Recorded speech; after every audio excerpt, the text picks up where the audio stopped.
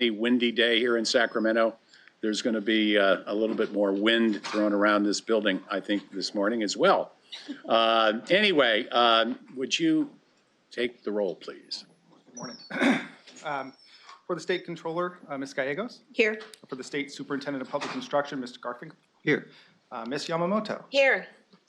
Mr. Keeley. Here. Ms. Hendrick. Mr. Gunning. Here. For the State Treasurer, Mr. Ruffino. Present. For the Director of Finance, Ms. Barral. Present. Ms. Bradford. Mr. Chair, you have a quorum. Thank you very much.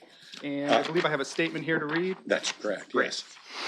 Yes. So CalSTRS board meetings are live web streamed, video archived, and available to the public on calstrs.com. Individuals who wish to address the board should wait for the 10-minute public comment period at the end of each agenda item that the speaker wishes to address. For comments not pertaining to a specific agenda item, there will be an opportunity for additional statements at the beginning of the open session.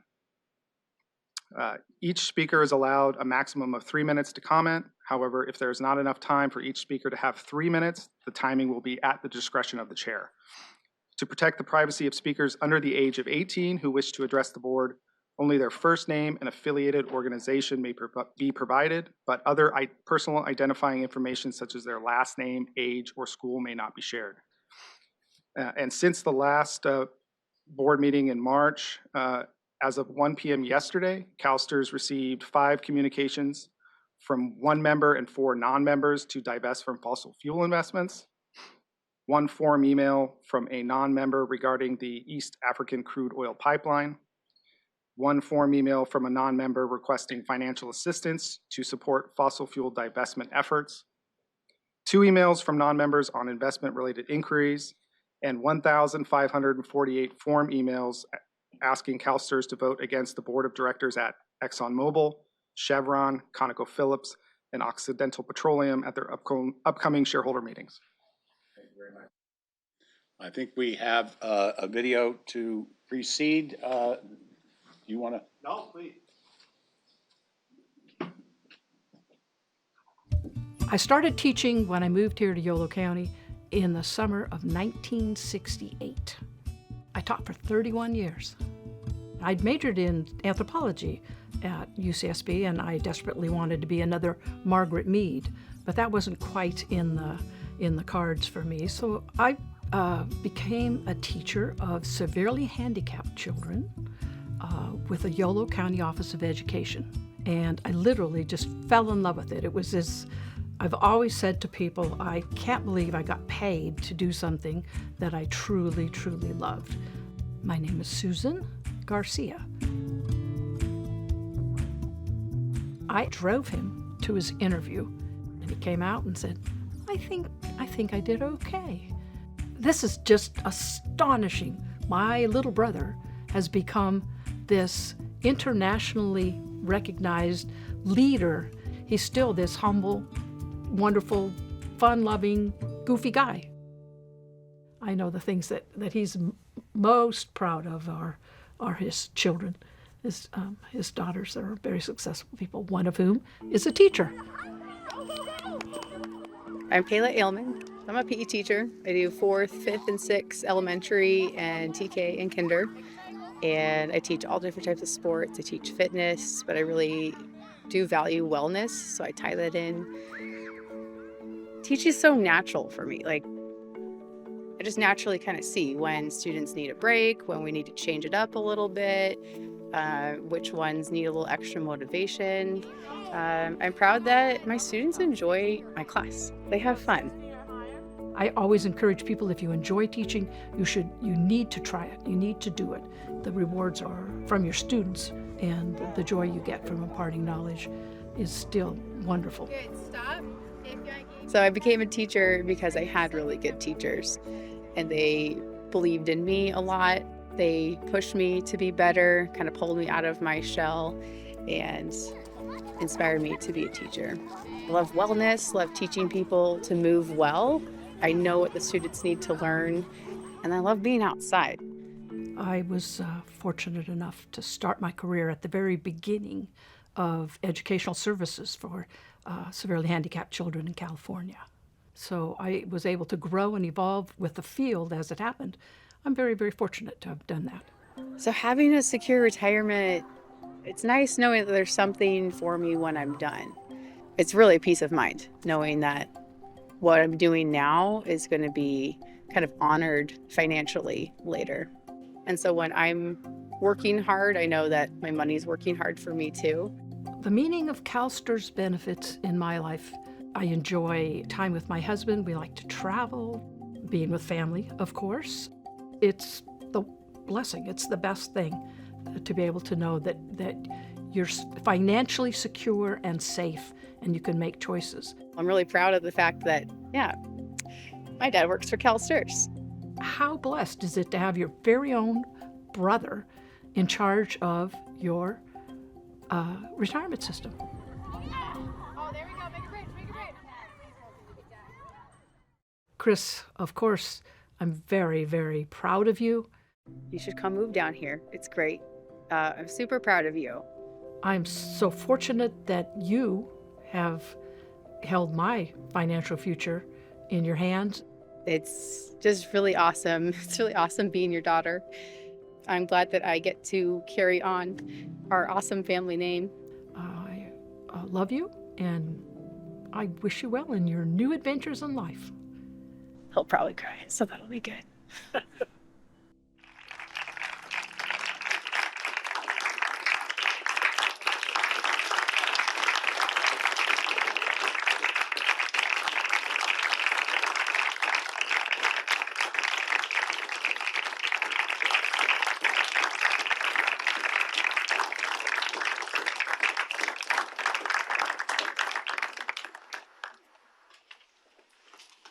Well, that's one heck of a kickoff.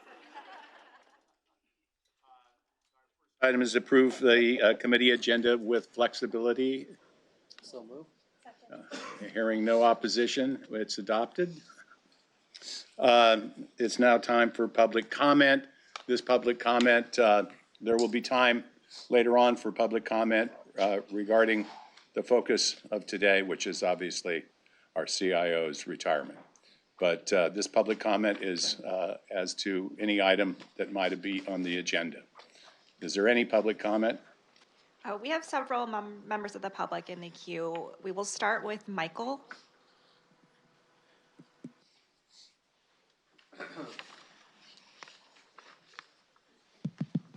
Good morning. My name is Michael Angulo, and I'm a senior researcher with Worker Power Institute.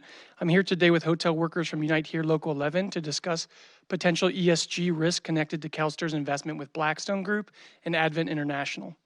After 10 months, 46 Southern California hotels have now settled fair contracts that will provide workers with a $10 per hour wage increase through 2028, as well as affordable health care, a safe and humane workload, and a secure pension so that workers can retire with dignity. Yet 3 hotels owned by Blackstone and 7 hotels operated by Aimbridge Hospitality have failed to settle, making them outliers in the hospitality industry. These firms' failure to mitigate human capital risk continues to generate headlines. In 2010, Hilton hotel workers spoke publicly before the CalSTRS board as they engaged in a protracted labor dispute with and struck Hilton hotels during contract negotiations. We have provided board members with a copy of a November 2010 letter from CIO Christopher Ailman, congratulations on your retirement, sir, to Blackstone CEO Stephen Schwartzman, which states, given that most of CalSTRS educator members are also union members, I'm sure you can appreciate that the board takes issues surrounding union labor negotiations very seriously, and it should come as no surprise that we have all been deeply troubled about the allegations we have heard thus far. Ailman asked Schwartzman to provide weekly updates on the status of the labor negotiations and if the labor dispute continued to personally address the CalSTRS board in an open session.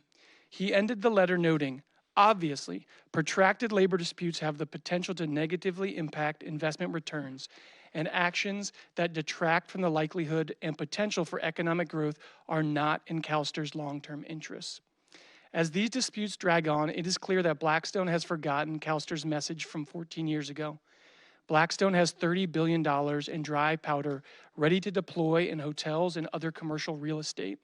Now is the time for CalSTRS to re-engage with Blackstone publicly to make it clear that Blackstone must resolve the labor disputes in Southern California and Arizona that continue to present ESG risks to its investments and ensure that any future CalSTRS investments would be protected against the risk of such disputes going forward. Thank you. Thank you for your comment. Our next speaker will be Esrar.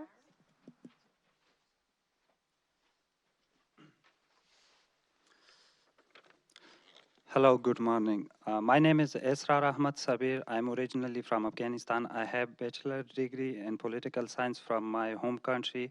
I was working with U.S. Armed Forces in Afghanistan as an interpreter for almost 7 years.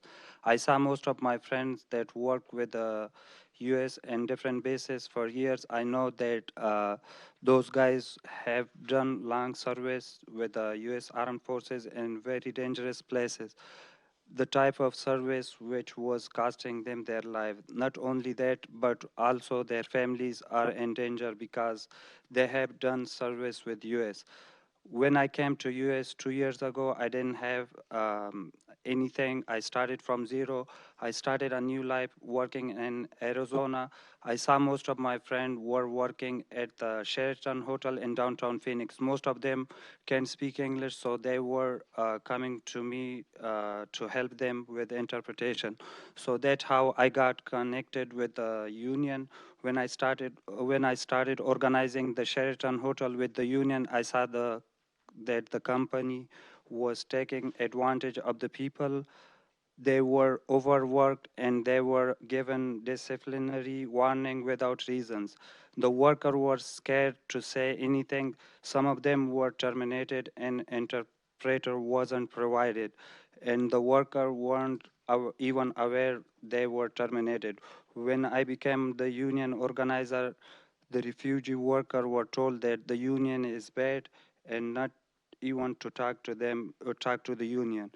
They were given this feeling that if they join the union, they will lose job and they will never get work permit, that the union are fake and whatever they are doing is illegal.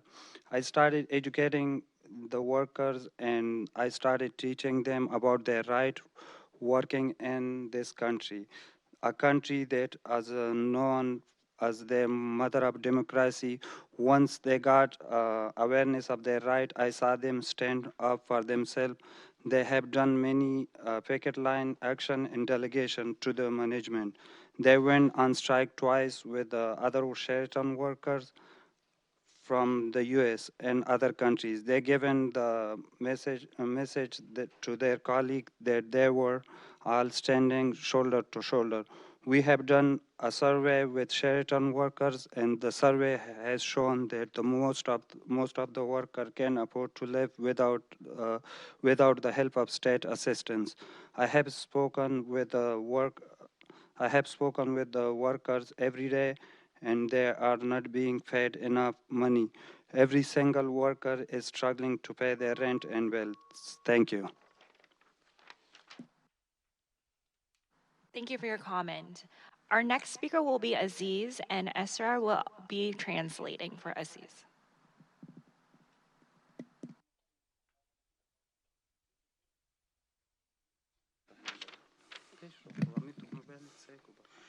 سلام علیکم. نام عزیزالله محمدی است از افغانستان. من 3 سال پیش با خانوادم وارد آمریکا شدم و در شرتون به بخش ظرفشویی کار میکنم و مای 2400 دیر میگیرم. کرایه خانه هم از مای 1600. اینجا آمدم صدای خود را به شما برسانم. به جانسو بگویین یک قرارداد منصفانه ای را امضا کنه. با تشکر. خلاص شده. Okay, so he's just letting me to speak some of his word.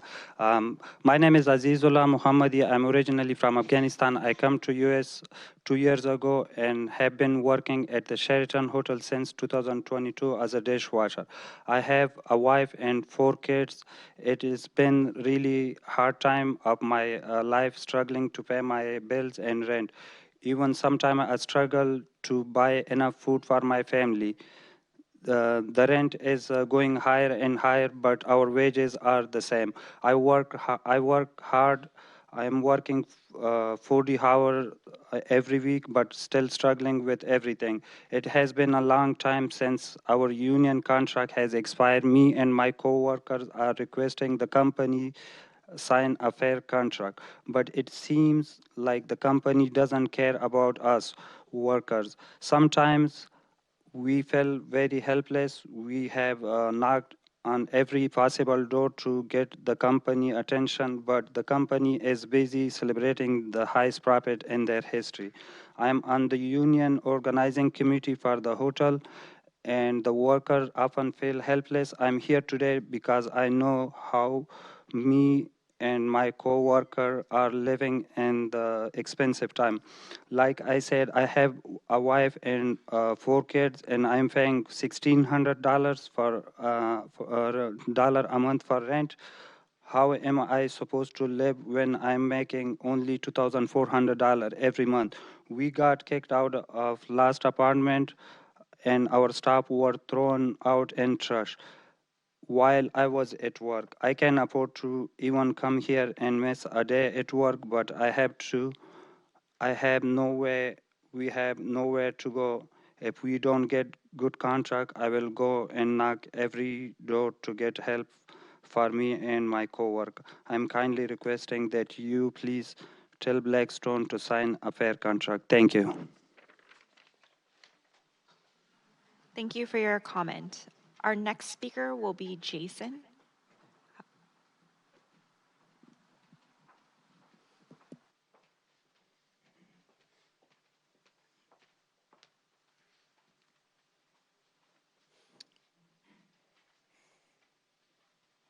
Hi, everyone. My name is Jason Opeña-Disterhoft with Majority Action, an advocacy group focusing on proxy voting to mitigate risks to shareholder value, especially climate change and racial inequity. Thank you to staff and trustees for the hard work on CalSTRS net zero strategy, and I look forward to hearing today's updates. Thank you, too, for the fund's strong track record of stewardship as we proceed through a really vital proxy season. And of course, thank you and congratulations to Mr. Ailman today. I wanted to underline CalSTRS's crucial role regarding one issuer that is uniquely important this season, and that's ExxonMobil. Exxon's lawsuit against its shareholders is a fundamental threat to corporate governance institutions that are vital to securing shareholder value. By suing shareholders filing a proposal on climate risk in federal court instead of engaging them or going through the SEC's regular no-action process, Exxon is mounting an unprecedented attack on shareholders, the proposal process, and the role of the SEC. This threatens investors' ability to engage with companies to secure returns for beneficiaries going forward. For investors like CalSTRS, this means undermining your efforts to address risks and opportunities related not only to climate change, but also CalSTRS priorities like workforce disclosure, board diversity, and other critical topics. And to be clear, these issues aren't nice-to-haves. They're priorities because they're fundamental corporate governance issues that impact the performance of these companies and therefore the portfolios of CalSTRS and every investor. I appreciate that CalSTRS makes protecting shareholder rights an explicit priority. I hope you'll use your votes this month to hold Exxon accountable for its threats to those rights. It's also worth noting that Exxon, the biggest investor-owned oil and gas company in the world, is not only badly misaligned with Paris, it's also badly misaligned with CalSTRS's extremely important net zero strategy, including the goal of reducing absolute portfolio emissions in half by 2030. In fact, Exxon's lawsuit is to block a vote on a proposal that the company accelerate its medium-term emissions reductions. We need robust discussion of what the net zero transition requires in order for CalSTRS to meet its really crucial goals, and that's exactly the discussion that Exxon is trying to shut down. We've seen other prominent members of the investor community push back against Exxon's attacks. We're glad to see Westpath and Mercy, in particular, file an exempt solicitation calling for votes against Exxon directors this month. And we're also glad to see that CalSTRS voted against an Exxon director last year. We'd urge CalSTRS to build on that track record, not only vote this month to hold Exxon directors accountable, but also file an exempt solicitation urging other investors to do so as well and demonstrate leadership in this space. Thanks very much. Thank you for your comment. Our next speaker will be Doug.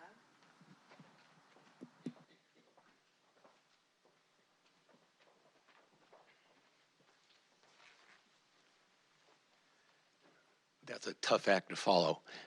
My name is Doug Orr, CFT Retirement Policy Committee. Under the logic and legal structure of pure capitalism, the owners of capital have the exclusive right to decide how capital is used. Owners decide how the firm will behave. Labor in the communities within which the firm operates have no rights. In the United States, communities now have some voice through rules and regulations imposed by government entities, and labor has some voice through their unions. Yet it is still the case that the owners of capital dominate the decision-making. But now, the management of ExxonMobil have decided that only some owners have rights, only owners who agree with current management decisions. They are suing sustainable investment groups, Arjuna Capital and Follow This, for putting forward a shareholder resolution that addresses climate change, as was just described. This is a direct attack on shareholder democracy and is intended to intimidate and silence institutional investors. Other large firms are watching very closely to see how this case comes out. If CalSTRS has any hope of reducing investment risks by changing the behavior of firms with respect to climate change, workers' rights, DEI, through the process of engagement, they have to be able to exercise their ownership rights. CalSTRS must join other institutional investors, such as the state of Illinois, the Interfaith Center for Corporate Responsibility, to publicly call out ExxonMobil for this egregious behavior and to fight against this legal action. In addition, at the May 29th shareholder meeting, CalSTRS should vote against returning Joseph Hooley, lead independent director, and Darren Woods, executive chair and CEO, should vote against them returning to their seats on the board of directors. Thank you.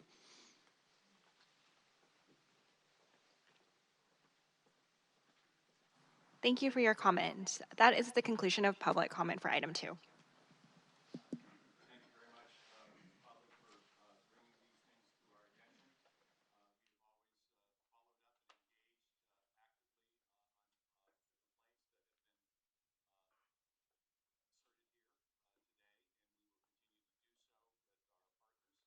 And I assure you that they are starting to listen. Thank you again for your attendance today and your expression of your views. We always invite it. The next item on the agenda is item number 2, item number 3, investment policy statement. And Geraldine Jimenez will make the presentation. Welcome, Geraldine. Thank you. Good morning. Geraldine Jimenez, Senior Investment Director, Public Markets. It's a tough act to follow this morning, but we are back with very important routine business. For those new board members, this is actually the decision of where we allocate our assets, which you can see on page 2 in table 1, meaning the study of, our asset allocation study we do once every 4 years. We completed it a year ago. We moved to the first step last July. Today, we're recommending moving to the second step, which is basically reducing our public equity by 1% and moving into fixed income 1%. And really that is incorporating our private credit direct lending strategy, which you approved last year. This is an information item, but should you choose to act on it, you could. We do plan on rolling this out July 1st. We only recommend the changes when we're there and we believe the portfolio is ready for it, and we believe it is ready for it. So July 1st, we're hoping to implement this change. Would this assist if you had approval today in meeting that July 1st date? Yes, that would assist. Are there any questions from any of the trustees on this matter? And what is the sense that we would adopt this as an action item to move forward with the recommendation? Go ahead and make that motion. There's a motion made. Is there a second?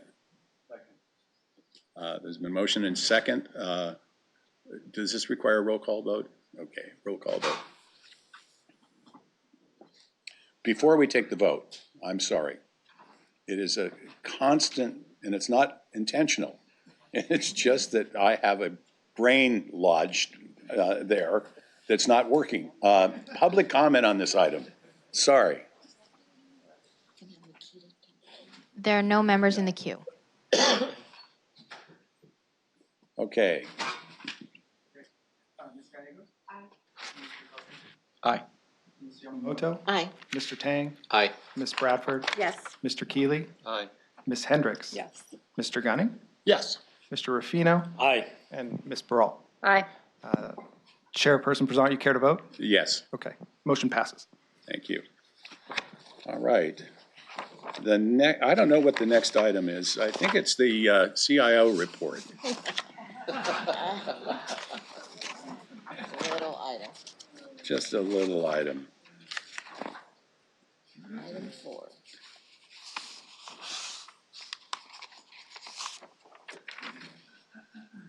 Be serious. Well, fun facts. And yes, my daughter did make me cry, and I know she thinks that's pretty darn funny. Every time I think about it, I will. I wish the staff is lucky. If I had that video, I would have shown it every day, and I would have been so fired up. Man. A couple of fun facts. This is the end of a very long career for me. It started in finance, literally, I don't know, in 1984. But I remember I was struggling on the sell side in 1986, and my lovely wife, Robin, found an ad in the Sacramento Bee for a financial analyst job. And I said I wasn't qualified, and she convinced me to apply. And that was December of 86. And that job turned out to be a chief investment officer job for Sacramento County. We changed the title years later.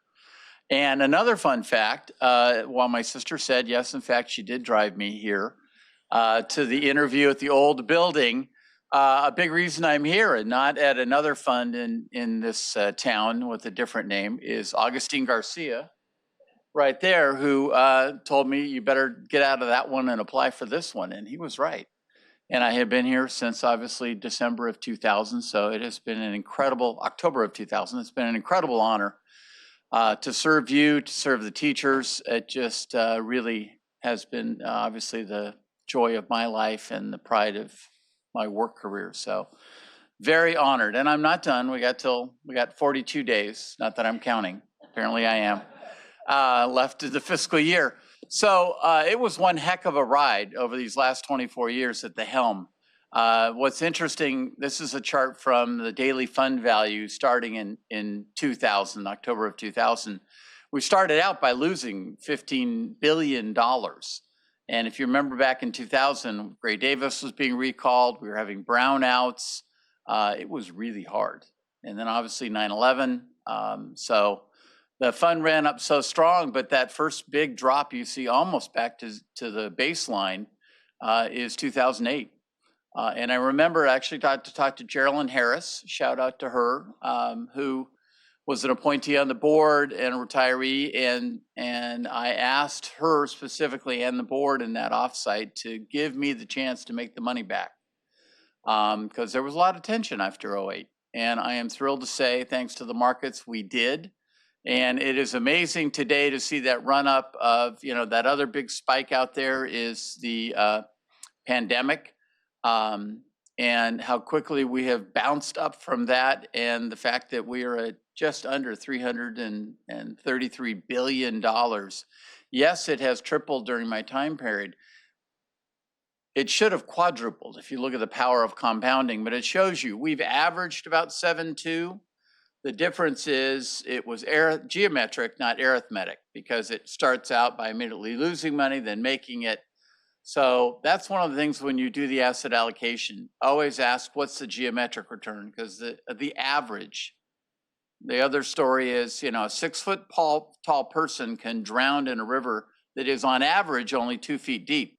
That's if it's inches deep, and then suddenly 15 feet deep in a small section. So geometric versus arithmetic. We just have to be in stats. I can't let it go. So here's where we stand now in the fund size, 336 at the end of March, which was an all-time record high. We're right April was a tough month, so we're about 333 billion, up about, knock on wood, 15 billion fiscal year to date. Bill has told me I can't leave until we earn 7. So we have 2 months left. We're close, knock on wood, but April was a tough month where things settled back. So we'll see. The Fed's meeting today and hopefully keeping things the same. Asset allocation, that is always the most important thing for you to monitor, engage. That's going to explain almost 90% of your return. You hear from Alan and Steve all the time. And there's a fun fact. I met Alan Emkin in 1986 as well. So he's been stuck with me, and I have hired him at one fund. So we have worked together for a long time. But you can see we're very much on the mark. Aggressively neutral is the phrase I like to put, because we're so uncertain. The markets have been bullish, but it is really hard given that we have 2 major wars. We've got bumping up inflation, strong employment. So as I've told you in the emails, lots of conflicting signals back and forth. And the important thing is the Fed, their target is 2% on inflation. Realistically, they're happy even at 4. Close enough. They're government workers, close enough for a government worker. You know that phrase. All right, I won't use that. But it has been bumping up, and I said it's sticky. It's going to continue to stay sticky. To read this chart real quick, this goes back to December of 22. The blue line is the top 50 stocks in the U.S. market. The red line is all 3,000 stocks in the U.S. market. So you can really see that shift from March of 23, where those 7, as they like to call them, the Magnificent 7, really caused outperformance. And I have brought it up to you several times that when you look back at the last year to 2 years performance, if you average the whole market, it's up about half of what those 7 stocks are. So they have really pulled the market up. It doesn't mean it's a bubble, and it doesn't mean, because artificial intelligence is real. They're already generating tons of revenue from it. And it is a radical change. It may be as, somebody said, as materials, the steam engine, those of us I was around and the steam engine was built. But seriously, it probably is as innovative as the iPhone, maybe something like the computer, but just a radical change, and you'll see in the future. So those stocks may continue to win. One chart I always like to provide is a quick update. These are pie prices. And as you can see in Jamaica, in the Bahamas, and the Antilles. So those are the pie rates of the Caribbean. I didn't deliver that right. I had to. You saw that coming. You guys are good. You've heard it before. 3 years, 3 things that I know. It is. Oh, yeah. As I told Steve, Steve McCord is down there by Legoland, and Robin and I went there just last week, and it was amazing. It was packed. People were lined up for blocks. So there are 3 things that define you. My sister said I was goofy. I am goofy. 3 things that will define the future for you. As I leave the door, I'm worried about. I brought it up before. U.S. debt is going to be almost 3% of GDP. It is whoever the next president is going to have one heck of a time. And that's just going to get higher. As interest rates stay where they are, that is going to be tougher. AI, on one hand, is going to absolutely boost productivity, but it's also going to be a job disruption. Quick fact, which is amazing, and Bill and I learned this on our trip to New York. AI demands so much electricity and so much water. If you just look at the amount of chips NVIDIA made last year, it's equal. They draw the power of the entire city of San Francisco. So in some parts of this country, you're tripling the electricity demand at a time where we need to change how we generate electricity. So there's a real interesting challenge. And then water, which is surprising. I didn't think about it, but cooling agents for these AI centers. So the more AI people want and demand, the more we're going to have this just gigantic need for server centers and electricity, and then cooling agents. And then obviously climate change. You're going to see later in the report, you're used to seeing lots of green shades in the yellow, green, red signal that we do.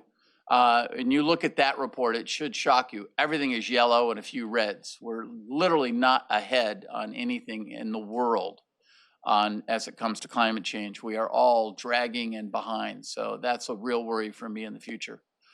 Near term, balanced economic picture. I've said this before, nothing has changed there.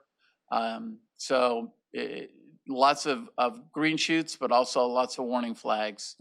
And the risks to monitor have stayed the same. It's interesting, markets have just traded sideways, but one last chance to look out the crow's nest and let you know that the future is challenging. As I've learned, predicting the future is very hard.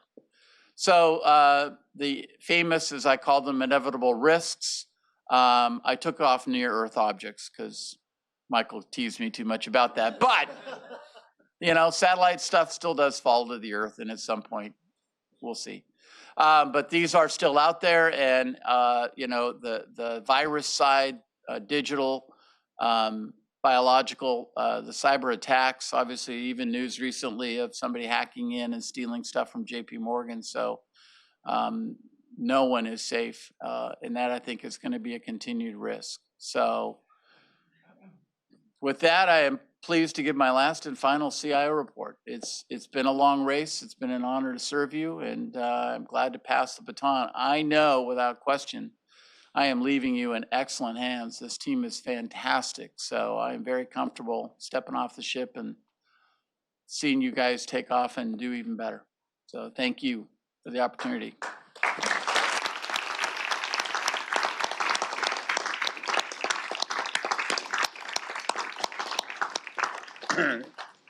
This is sort of an unusual meeting in many respects.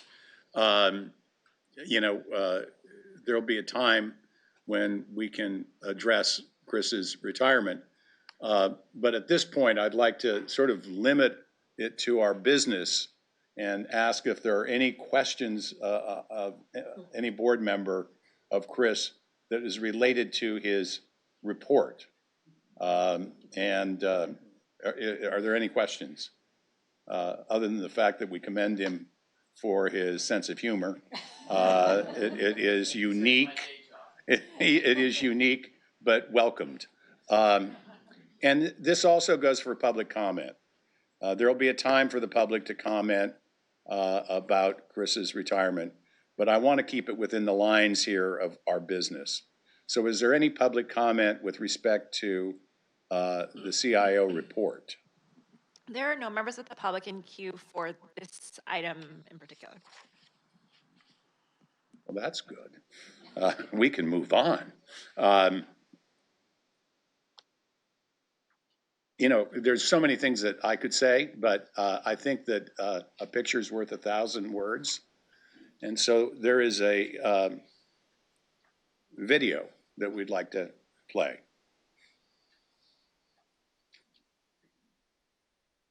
I'm Christopher Ellman. I'm the Chief Investment Officer for a little while longer of CalSTRS.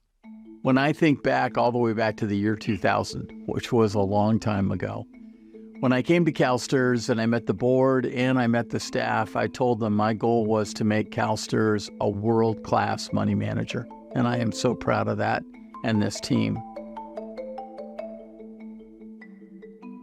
Chris has served public school educators in California far longer than any other CalSTRS CIO. His knowledge and skills and those of his team have served us all very well. We're able to retire confident that our pension, our financial future, is secure. At the interview, Chris displayed extreme knowledge and professionalism, and he was selected as our CIO by a unanimous vote. Since his first day on the job, he acted as a true fiduciary, where the interests of the fund were first and foremost. When I got to CalSTRS, we had a pretty rough history. And I knew about that because I was watching them. My sister was a teacher, so I always paid attention. And I was just really bothered by that. And one of my goals was to turn us around and put us to the top. I often say I make very few investments. I just lead people who make investments, and they are awesome. You know, the fact that CalSTRS has been recognized as one of the best places to work by P&I, we're only as good as the people that are here. And Chris has hired some incredibly talented people that have stayed focused on the mission and the purpose, and they feel good about working here. And he's recognized and been a leader in acknowledging that sustainable investing, that is investing over the long term, requires one to think about global climate change, diversity, equity, to think about inclusion. He's created programs like Beyond Talk to address some of these issues. So, I mean, Chris has been a leader not only in terms of his knowledge about sustainable investing, but also making a difference in the investment community itself. I started right as the internet bubble burst.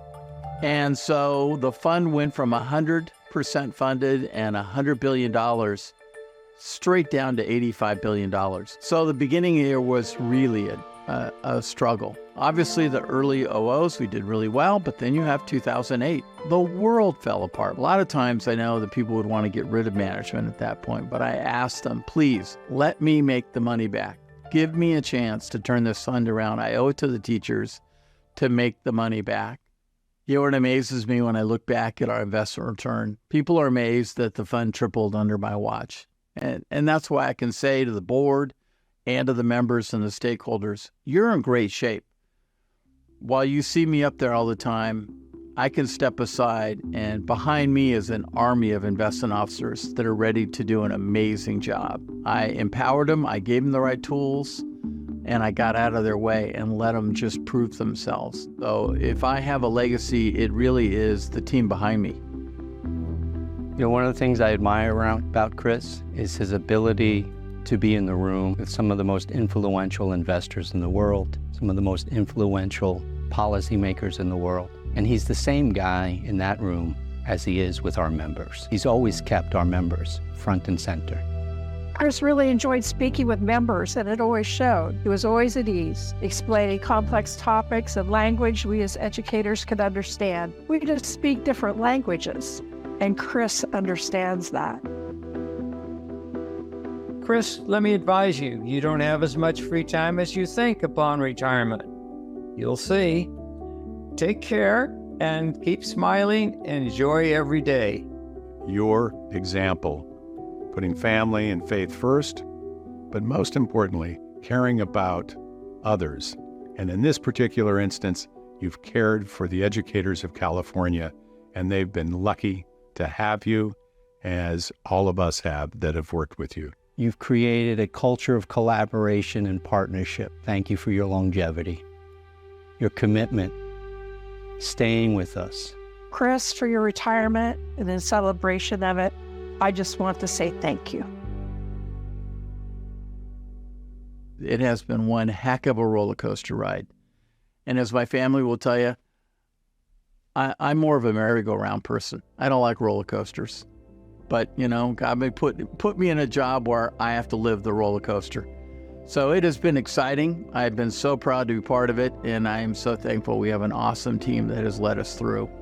And we've done an amazing job for California teachers. That's what I'm really proud of, is working for these teachers and providing for their financial future. I can take that home and really feel good at night that I did my job while I was on the watch.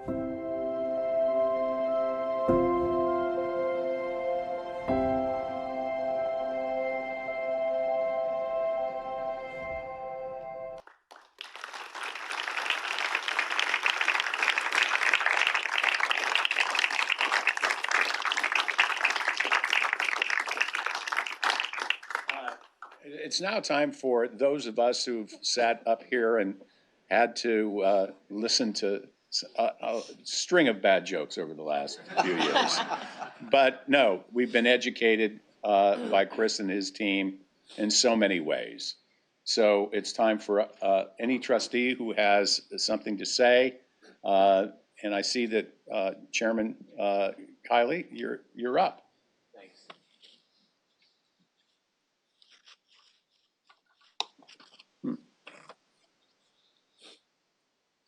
Thank you, Mr. Chairman.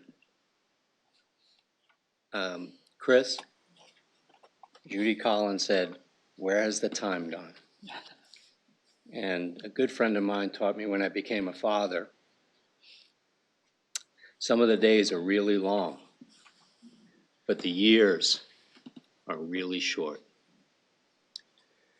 A lot of stories, a lot of memories. Now's not the time nor the place to share them. I want to share 4 things that I remember most about you. You're a man of deep, deep faith. You're a husband, a father, a grandfather that loves his family.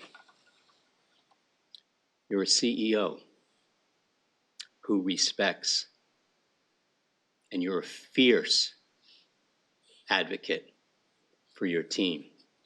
Delegated authority, compensation, some of which is seen by all and some of which is not. You're a fierce advocate for your team. And fourthly, you're the best type of leader, a servant leader, someone who always keeps in front of his mind who he serves, our members. And Coach, we want to thank you for all that you've done these past 24 years. We are eternally grateful to have gotten to know you. We are fortunate to have you, a strong and steady hand, at the helm of CalSTRS. As you begin the next chapter in your life, we wish for you 3 things that money can't buy: good health, continued meaning and purpose in your life, and time spent with those that you cherish most. We love you and we thank you for everything.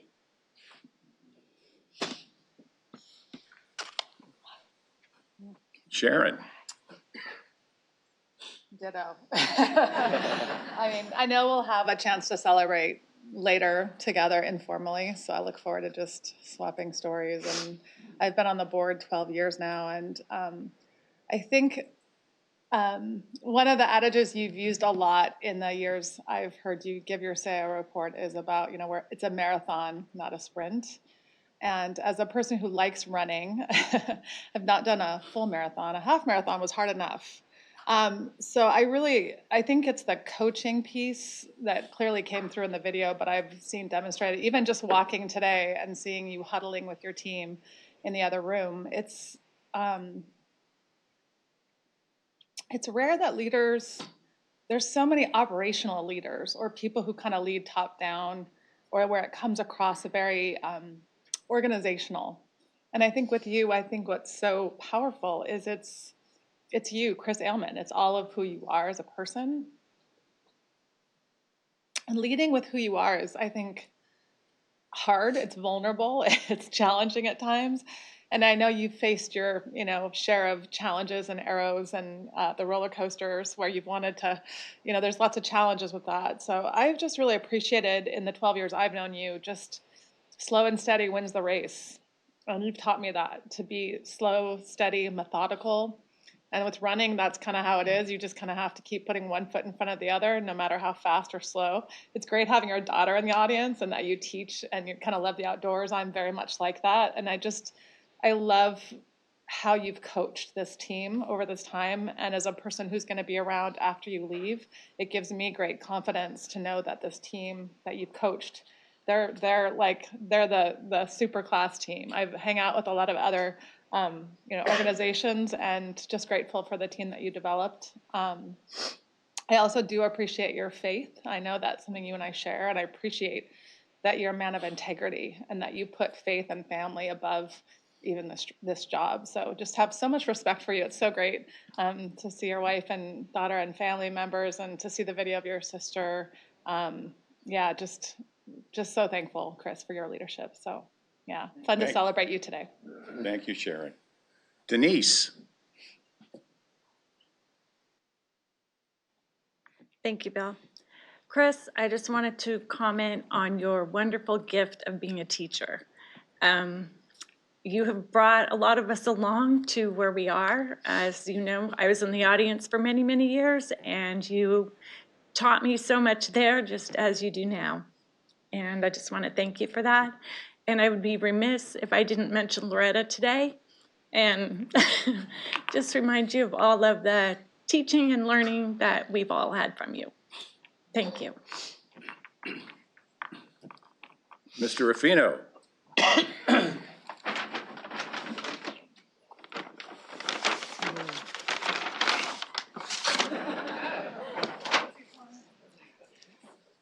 Thank you, Mr. Chair. And I have a resolution for you from the State Treasurer, which I will be giving momentarily, but I promise I won't read it all because otherwise we might put somebody. However, I think it's important to underscore a couple things. Whereas Christopher Elman is retiring after 24 years of dedicated service to the state of California as the Chief Investment Officer of the California State Teacher Retirement System, serving as one of the longest tenure CIO, not only in California, not only in the United States, but in the world, and providing comfort and peace of mind to educators of the Golden State. And Christopher Elman led an investment staff of more than 240 professionals and oversaw a portfolio value at over $300 billion. And Christopher Elman led the charge for CalSTRS to overcome the dot-com bubble bursting in the early 2000s, the economic effects of the September 11 tragedy, and the 2008 global financial crisis, just to name a few. Christopher grew CalSTRS investment portfolio value from $109.6 billion in October 2000 to over $317.8 billion by November 2023.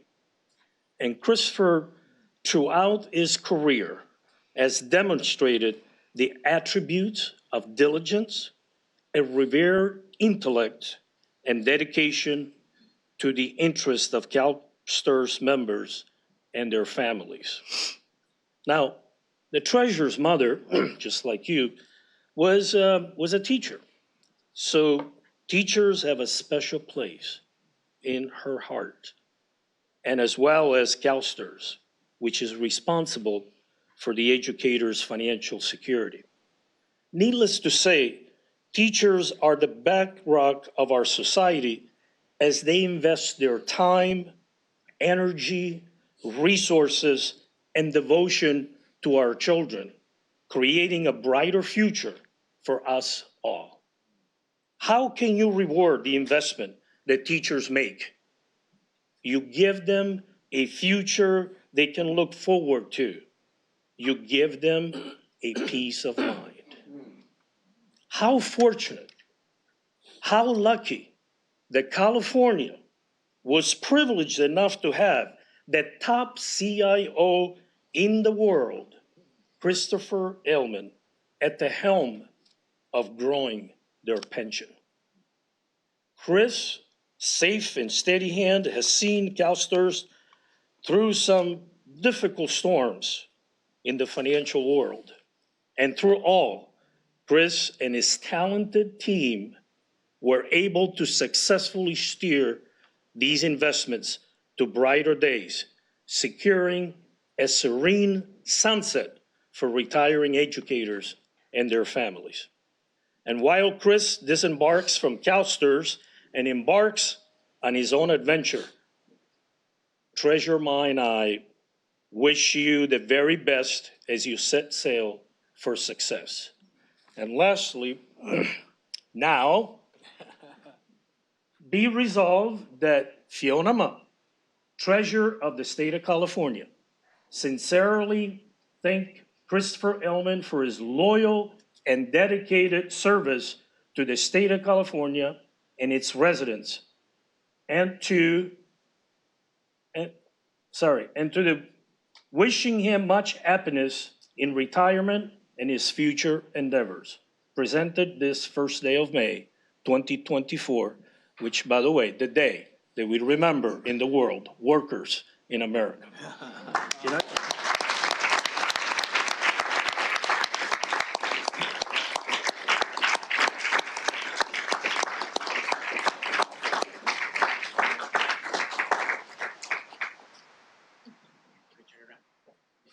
Yeah.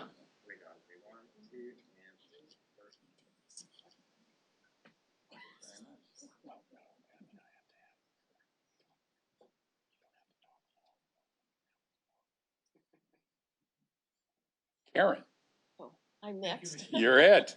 You're in the box. Oh my gosh, how can I top that? I've been thinking about this for several months now, and I just want to say that, Chris, I am so proud that I've been able to experience this as a retired teacher on this board. And I know you've always told me that you can ask any question you want, Karen, because you can ask $300 billion worth of questions if you want.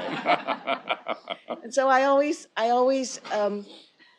was confident that I could ask the questions of you and to know that they weren't really stupid questions, because you do this job 24/7. We do this periodically, every other month we get to read all the things and we get to learn more. And with your staff, you've given them the opportunity to give their knowledge to us as well. So I really appreciate that. I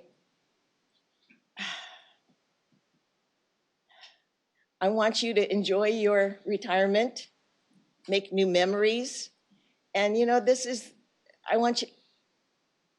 I love to honor you, and I always remember the things that you've always shared with us and the kind of analogies that you've always made, like the cruise ship, and then we're on a big ocean and we've got to take it slow and move it. We can't just move on a dime. So we've got to make sure that we are purposeful and that we do the right thing and that we do it with compassion of all the members that we serve. So I want to just thank you very much for the opportunity to work side by side with you.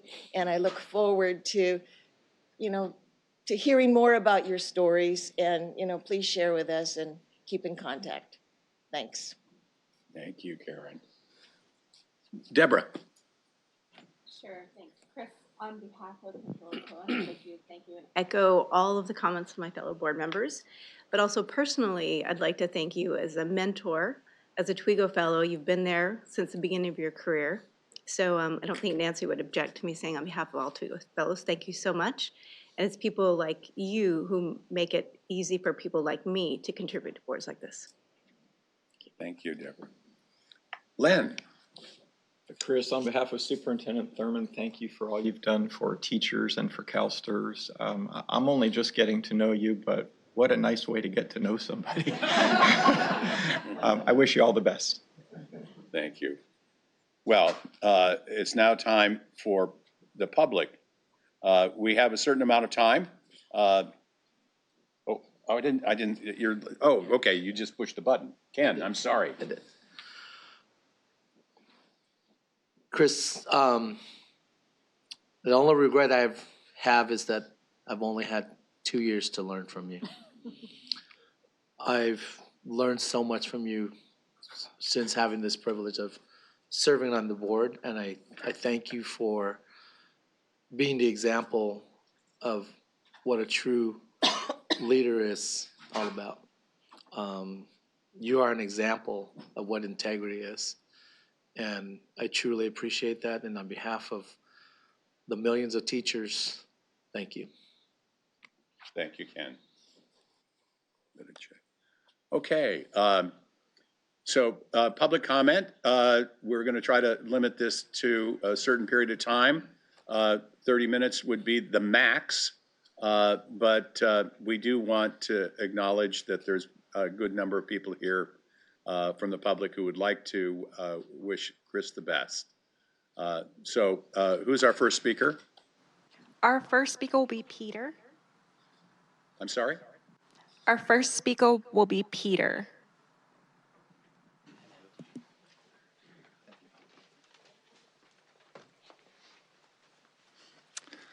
Hello, I'm Peter Morse, the chair of the Retirement Committee of FAC, the Faculty Association of California Community Colleges.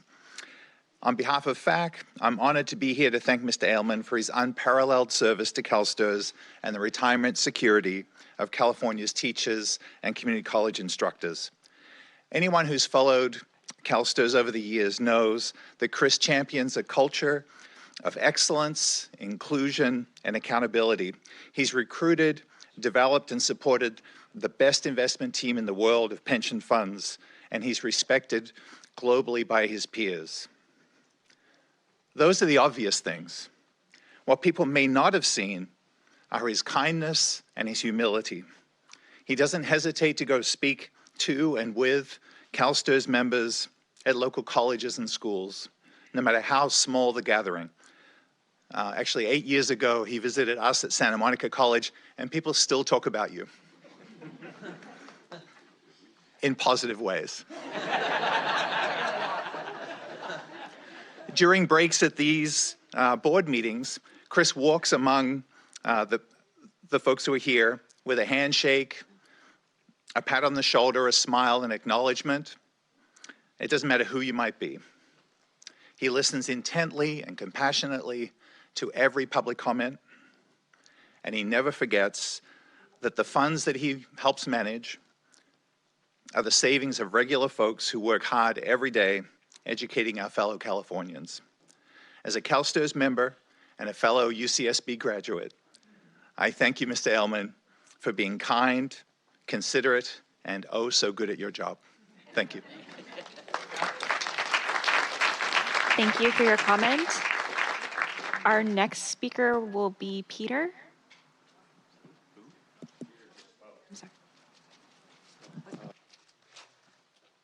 I'm sorry, our next speaker will be Doug. Doug Orr, CFT Retirement Policy Committee, and I forgot to mention before, retired professor of economics, which is why I started talking about the logic of capitalism. So as scintillating as CalSTRS investment committee meetings are, over the years, I have most looked forward to Chris's CIO reports. I've appreciated his ability to describe issues succinctly and clearly, and definitely with a great sense of humor, but also his ability to identify issues on the horizon before many of us are aware of them. And several of those issues have been quite terrifying, as we've seen at the off-site meetings. I was disappointed when he started making his CIO reports shorter. I always thought that they should be longer. Chris, as people have been saying, Chris has helped grow CalSTRS into the largest teachers retirement fund in the country. He's also helped to implement important innovations such as the collaborative model that gives CalSTRS more control over how teachers' retirement money is used. He has helped to lead the inclusion of diversity, equity, and inclusion considerations in the structure of CalSTRS and in the choice of outside investment managers. The first time that I attended an investment committee meeting, unbeknownst to me, CFT was holding a rally to demand that CalSTRS divest from gun manufacturers. Unfortunately, that rally was not the most tactful in making this demand, and Chris was rightfully offended. I have apologized to Chris many times about that since. So, it has been very painful for me to watch when many of those making public comments have accused him of not caring about the environment and climate change. I am certain that these personal attacks have been even more painful for him. In fact, Chris has been a leader in expanding the role of sustainable investments and stewardship strategies. You guys need to come up with better ways. Within CalSTRS, and getting other institutional investors to take these issues seriously. I suspect that in retirement, he still intends to his role of his climate leadership role after he leaves CalSTRS. So we are all happy for him moving forward to a new chapter in his life, but he will be sorely missed.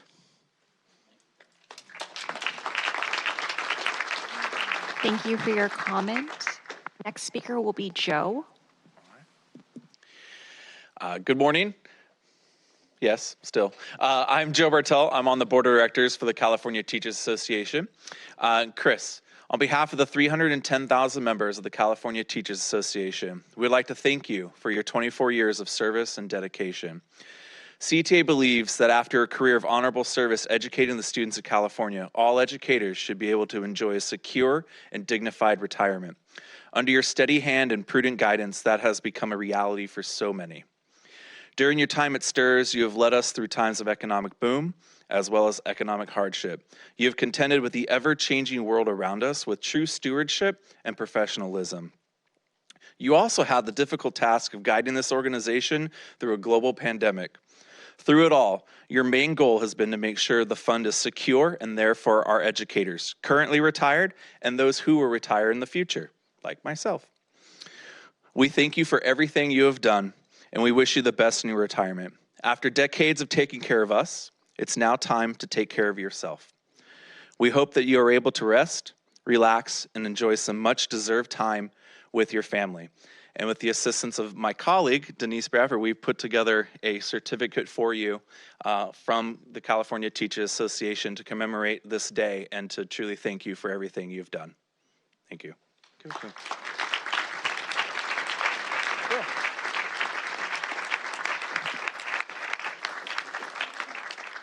I get a picture? Can I get a picture? You're good? Good. All right. Okay. Here on 3, 2, and 1. I love the background. The background. That was my CTA Loud Hawaiian shirt.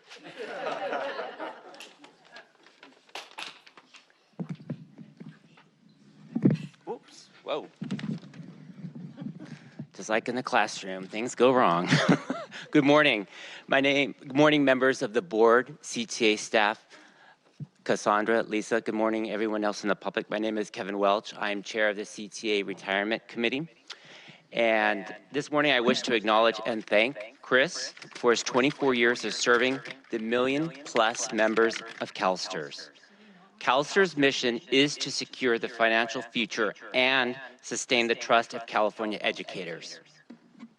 Over the course of Chris's 24 years as CIO, many events in our world have had the potential to disrupt CalSTRS' sole mission to secure the financial future to our members. Chris, with the help of his team, has kept a calm and professional manner of steering the CalSTRS ship investments to limit risk and maintain the solvency of the fund. Chris is evidence of the CalSTRS mission in practice. Our members depend on their monthly payments from STRS, and I know that because of Chris's steady hand, payments continue uninterrupted and the plan for CalSTRS' future looks bright. Chris, thank you for your service to the teachers of the state of California. I wish you much happiness, health, and good times in your retirement. Thank you. Thank you for your comment. Our next speaker will be Orville. Orville Garrison, president of CTA NEA Retired, which is the retiree affiliate of the California Teachers Association and the National Education Association here in California. Chris, I will keep this very brief. As an English teacher for 37 years, I have a loathing and aversion to redundancy. But I do want you to know that the thousands of members of the CTA NEA Retired affiliate of the union do know about and do appreciate your years of contributing to the solvency and the reliability of the CalSTRS fund. If it has been occasionally an experience of yours that your ears may have felt a burning sensation, it may be perhaps on some of those occasions that we in leadership in CTA NEA Retired regularly remind our members that there is no gifted pot of gold that guarantees the retirement fund will always be there and be able to pay out. Many of our own members think that what they individually contribute to the fund and what the school districts contribute to the fund, that and that alone does it. And one of the educating experiences that those of us in leadership enjoy having and sharing is that, well, would it be that easy? No, that's not. The bread and butter of the fund is the investments and the success of those investments that CalSTRS is engaged in. And so, yes, indeed, your name has been dropped more than once, but always, always, I want you to know, in gratitude and in appreciation of the very competent and successful job that you have done. And so on behalf of the thousands of members of CTA NEA Retired, we do thank you very much for your years of service.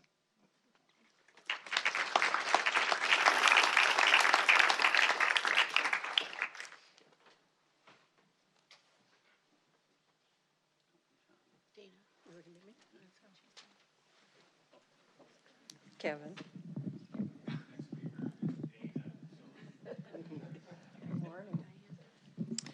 Good morning, everyone. Dana Dillon. CTA NEA retired vice president and former CalSTRS board member.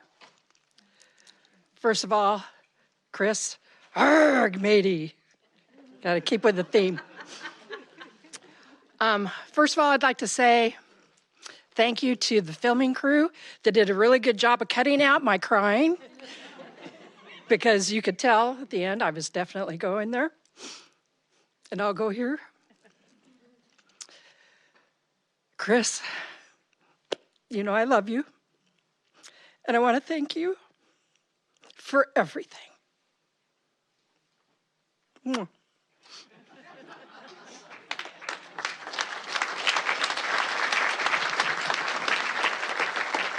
Thank you for your comment. Our next speaker will be Susie.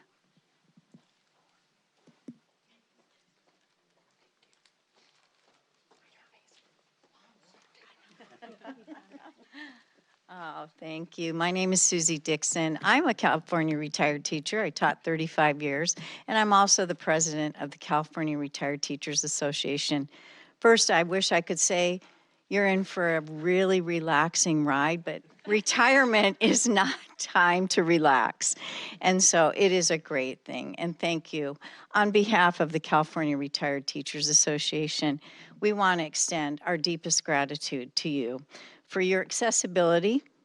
Many times you've come on through Zooms and other informational sessions that we needed you to have with us, your leadership, and overall your investment excellence in CalSTRS. And really, I was so touched by the way you really complimented your team, because that's what a true leader does. They don't take credit for their own leadership. We noted that you are one of the experts in investments. Wish I could incorporate your team into my own personal life, because they've done an excellent job. But through all the different market cycles and where you've taken us to this point, for us to be able to have a secure retirement is really such a touching moment. Congratulations on your retirement, and I'm also proud to say that Chris is going to be one of our keynote speakers at the California Retired Teachers Convention, and everyone's so excited. They love hearing you, so thank you.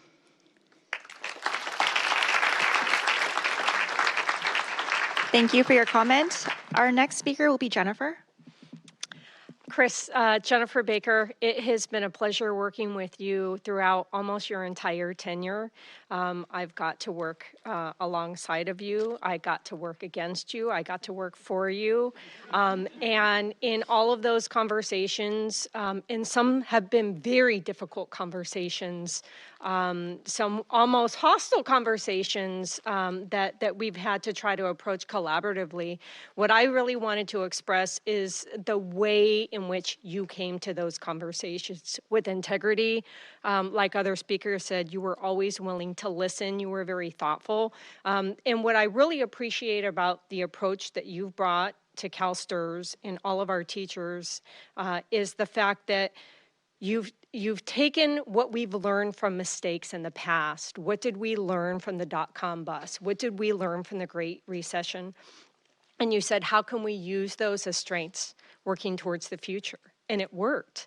While other states have been dismantling their pension systems, thanks to your leadership, CalSTRS is in one of the strongest places in the nation. And that's not by accident. And I really wanted to thank you for providing retirement security for our current teachers, for our future teachers. And I want to thank you for allowing someone like me to be part of the journey and for preparing the next generation of leaders to continue your legacy. It's truly been an honor to work with you. Thank you for your comment. Our next speaker will be Sandy. Hi, I'm Dr. Sandy Keaton. Whoa. Yikes. Oh, well. Can you hear me this way? Okay. First of all, from United Teachers Los Angeles, retired, President John Perez, the steering committee and the board, we'd like to thank you for being so available and coming to so many of our UTLA retired meetings over the years and answering so many of our members' questions. Our members are grateful for your leadership and your willingness to keep us up to date on our pension fund. And now my own hat.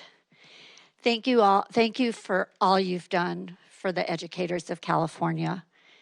At every meeting, you always say, for the teachers in the back of the room, but Chris, you are the #1 educator in the front of the room. I can't tell you how many questions I asked you, whether by email, which you always answered, or in person. I never got a yes or no. I always got a complete explanation. You always make sure that we all understood any questions that we ever asked. You've always been available to speak to groups, as someone has said, in person or on Zoom. And I want to wish you a wonderful retirement. As a retiree with grandchildren, it's the best. And enjoy every minute. And by the way, the Disneyland are probably worse than Legoland. Thank you for your comment. Our next speaker will be Leonard.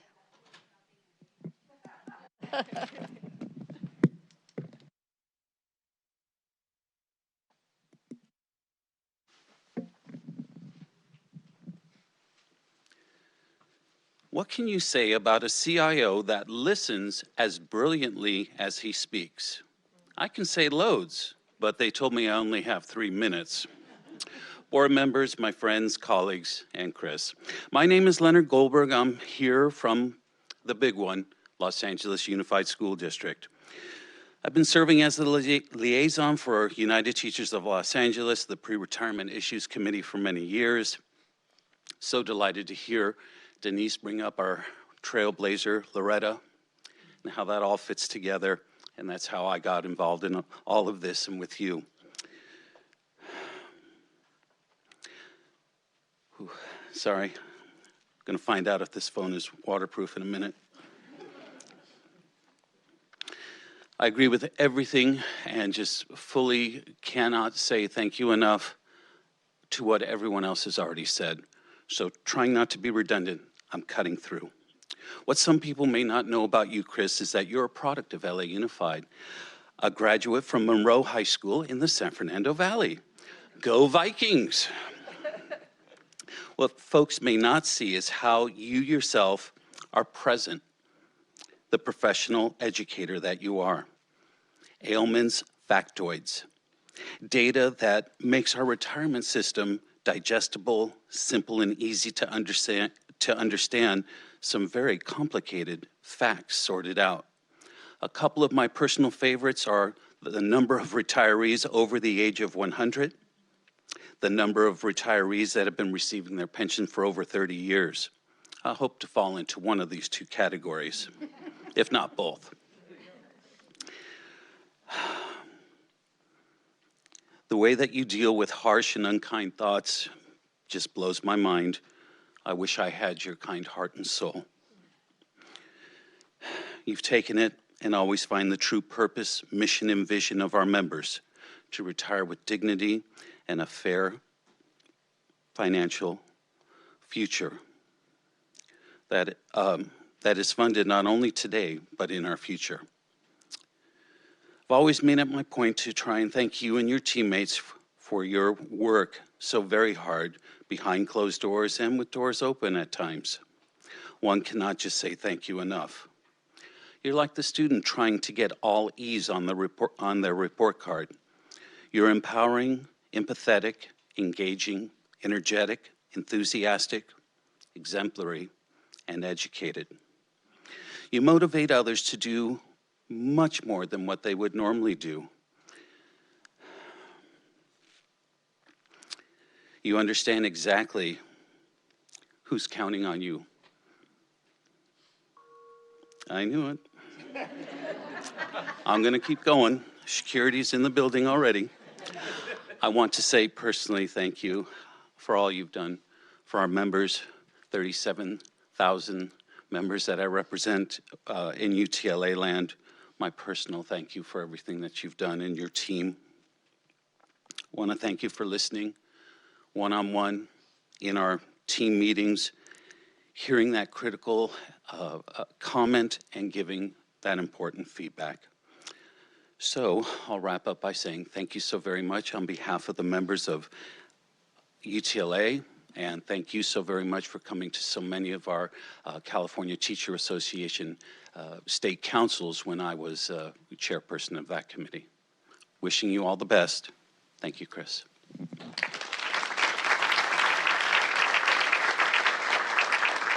Thank you for your comment. That is the conclusion of public comment. My gratitude, and I'm sure I speak for everybody up on the dais here, for those lovely thoughts and warm wishes given by all of you who stepped up to the mic, who've known Chris Ailman over the years and have reminded us how he is a client-sensitive investment guy.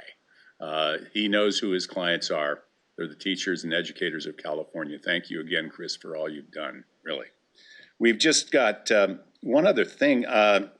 No celebration would be complete without a cake, but there's one other item that hasn't been played here yet. And if the people could run that video. Hey everybody, it's Governor Gavin Newsom, and let me add my voice to the voice of so many others in praising you, Chris, for your decades of hard work, safeguarding the livelihoods of hundreds of thousands of our California educators. 23 years, almost a quarter of a century of ushering in California teachers into a more secure, more satisfying retirement. By definition, demonstrating exceptional dedication and unparalleled competency. It's no small feat to shepherd the largest educators' pension fund, we all know this, in the world. But you did so through a dot-com bubble, a recession, and this global pandemic we all had to struggle through. And you also did it while leaving a legacy of thoughtfulness, particularly around, and forgive my bias, climate-friendly innovation. And that will lay, I think, a groundwork to advance and support those that are just starting their careers. These are truly extraordinary achievements. So congratulations, Chris, on a remarkable and impactful career, and more importantly, on well, a truly well-deserved retirement.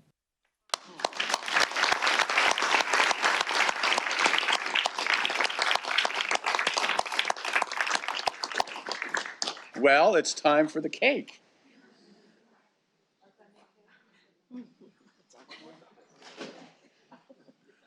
Before that, while you're doing that, could we do one thing? I know Harry had a great idea, and if we could do it right now, and then Chris, come on up. We'd like to have a photo of Chris with the entire group at the board of the board.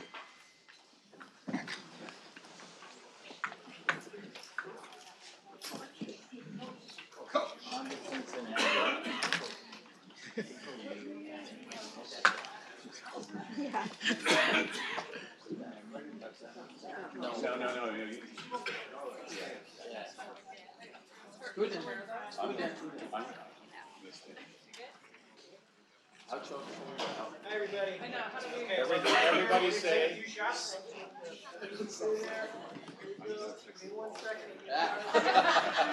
we go on three. 1, 2, and 3. One more. 1, 2, and 3. Let me check to make sure we have nothing to smiles today. Okay, thumbs up. Yeah. Here we go. And 1, 2, and 3. One more. 1, 2, and 3. Let me check for smiles. Oh. I think we're good. Good. All right, thank you. Cake time.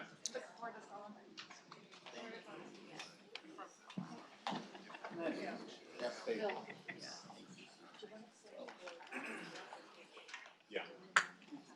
Excuse me, I've just been reminded to let everybody know, after cake, we're going to take a lunch break and resume at 1? Yeah. 1:15.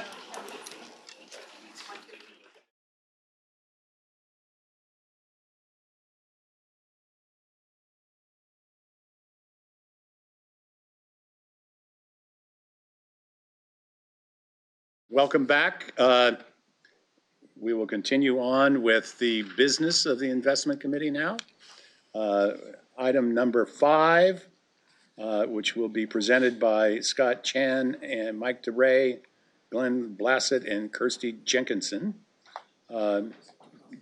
Collaborative Strategies Portfolio Policy.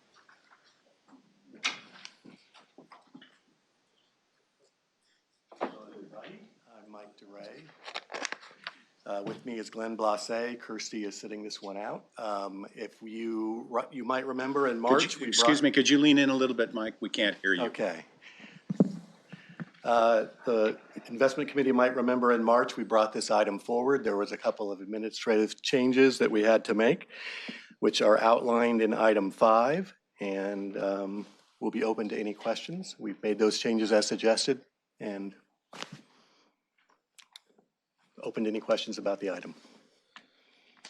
Anybody, any board members have questions of Mr. DeRay or any other staff member regarding this matter? It's an action matter to adopt the Collaborative Strategies Portfolio Policy. One of our major duties as an investment committee is the adoption of policies for the investment staff. So if I can have a motion to approve. Second. It's been moved and seconded. Would you take the roll, please? Excuse me. Aha, I beat you this time, Brian. I saw your hand move. I beat you. Okay, any public comment? Excuse me. There are no members of the public in the queue. Okay. Okay, Ms. Gallegos? Aye. Mr. Garfinkel? Aye. Ms. Yamamoto? Aye. Mr. Tang? Aye. Ms. Bradford? Yes. Ms. Keeley? I'm sorry. Ms. Hendricks? Yes. Mr. Gunning? Yes. Mr. Ruffino? Yes. And Ms. Peralt? Aye. Mr. Chair, would you care to vote? Yes. Okay, motion passes.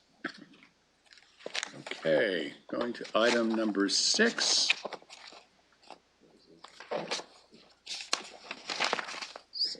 Six A is special mandates review. We have June and Margot. Good afternoon, members of the committee. I'm June Kim, your Director of Global Equity. Margot Worth, Director of Private Equity.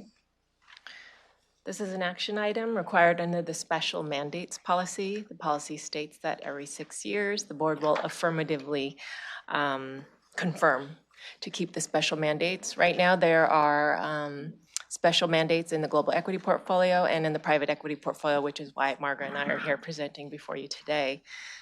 I think we're going to leave it at a very succinct, brief level. And what are the comments that you want? I'll just say the private equity special mandates, there's 2 mentioned, but it's all about the emerging manager and underserved portion of it. These special mandates have been around for 20 years.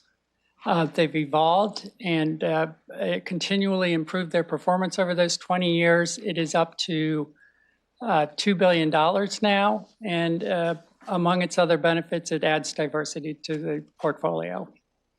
For global equity, staff recommends that we maintain the strategies. We understand the performance and we believe that it adds diversification qualities to the portfolio. We'll continue to monitor it. And so we'll leave it and open it up for any questions. If I might, would Makita provide us with their view on this? Yeah, absolutely. Steve McCourt, Makita Investment Group, we provided in your packet a detailed memorandum on staff's recommendation. We concur with staff that the programs merit continuation. They've been longstanding programs, but the one thing I would highlight as well is that staff regularly monitors, reviews, and makes adjustments to the program to continually look to maximize the value that STRS receives from these programs. So Makita is supportive of the recommendation. Okay, any questions from members of the board or the committee? Hearing none, this is an action item. Do I have a motion? Go ahead, make that motion. Has there been a motion, and is there a second? Oh.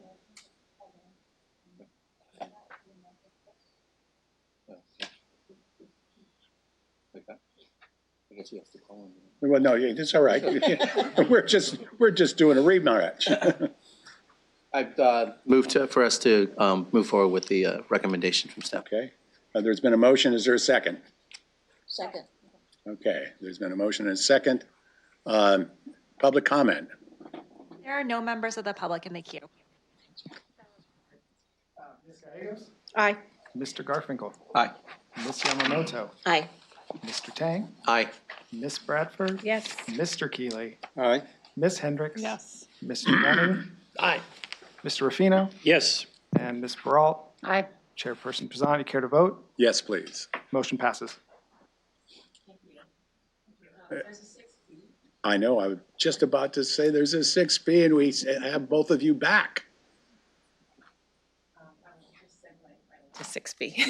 It's actually an administrative item where it's updating the special mandates policy.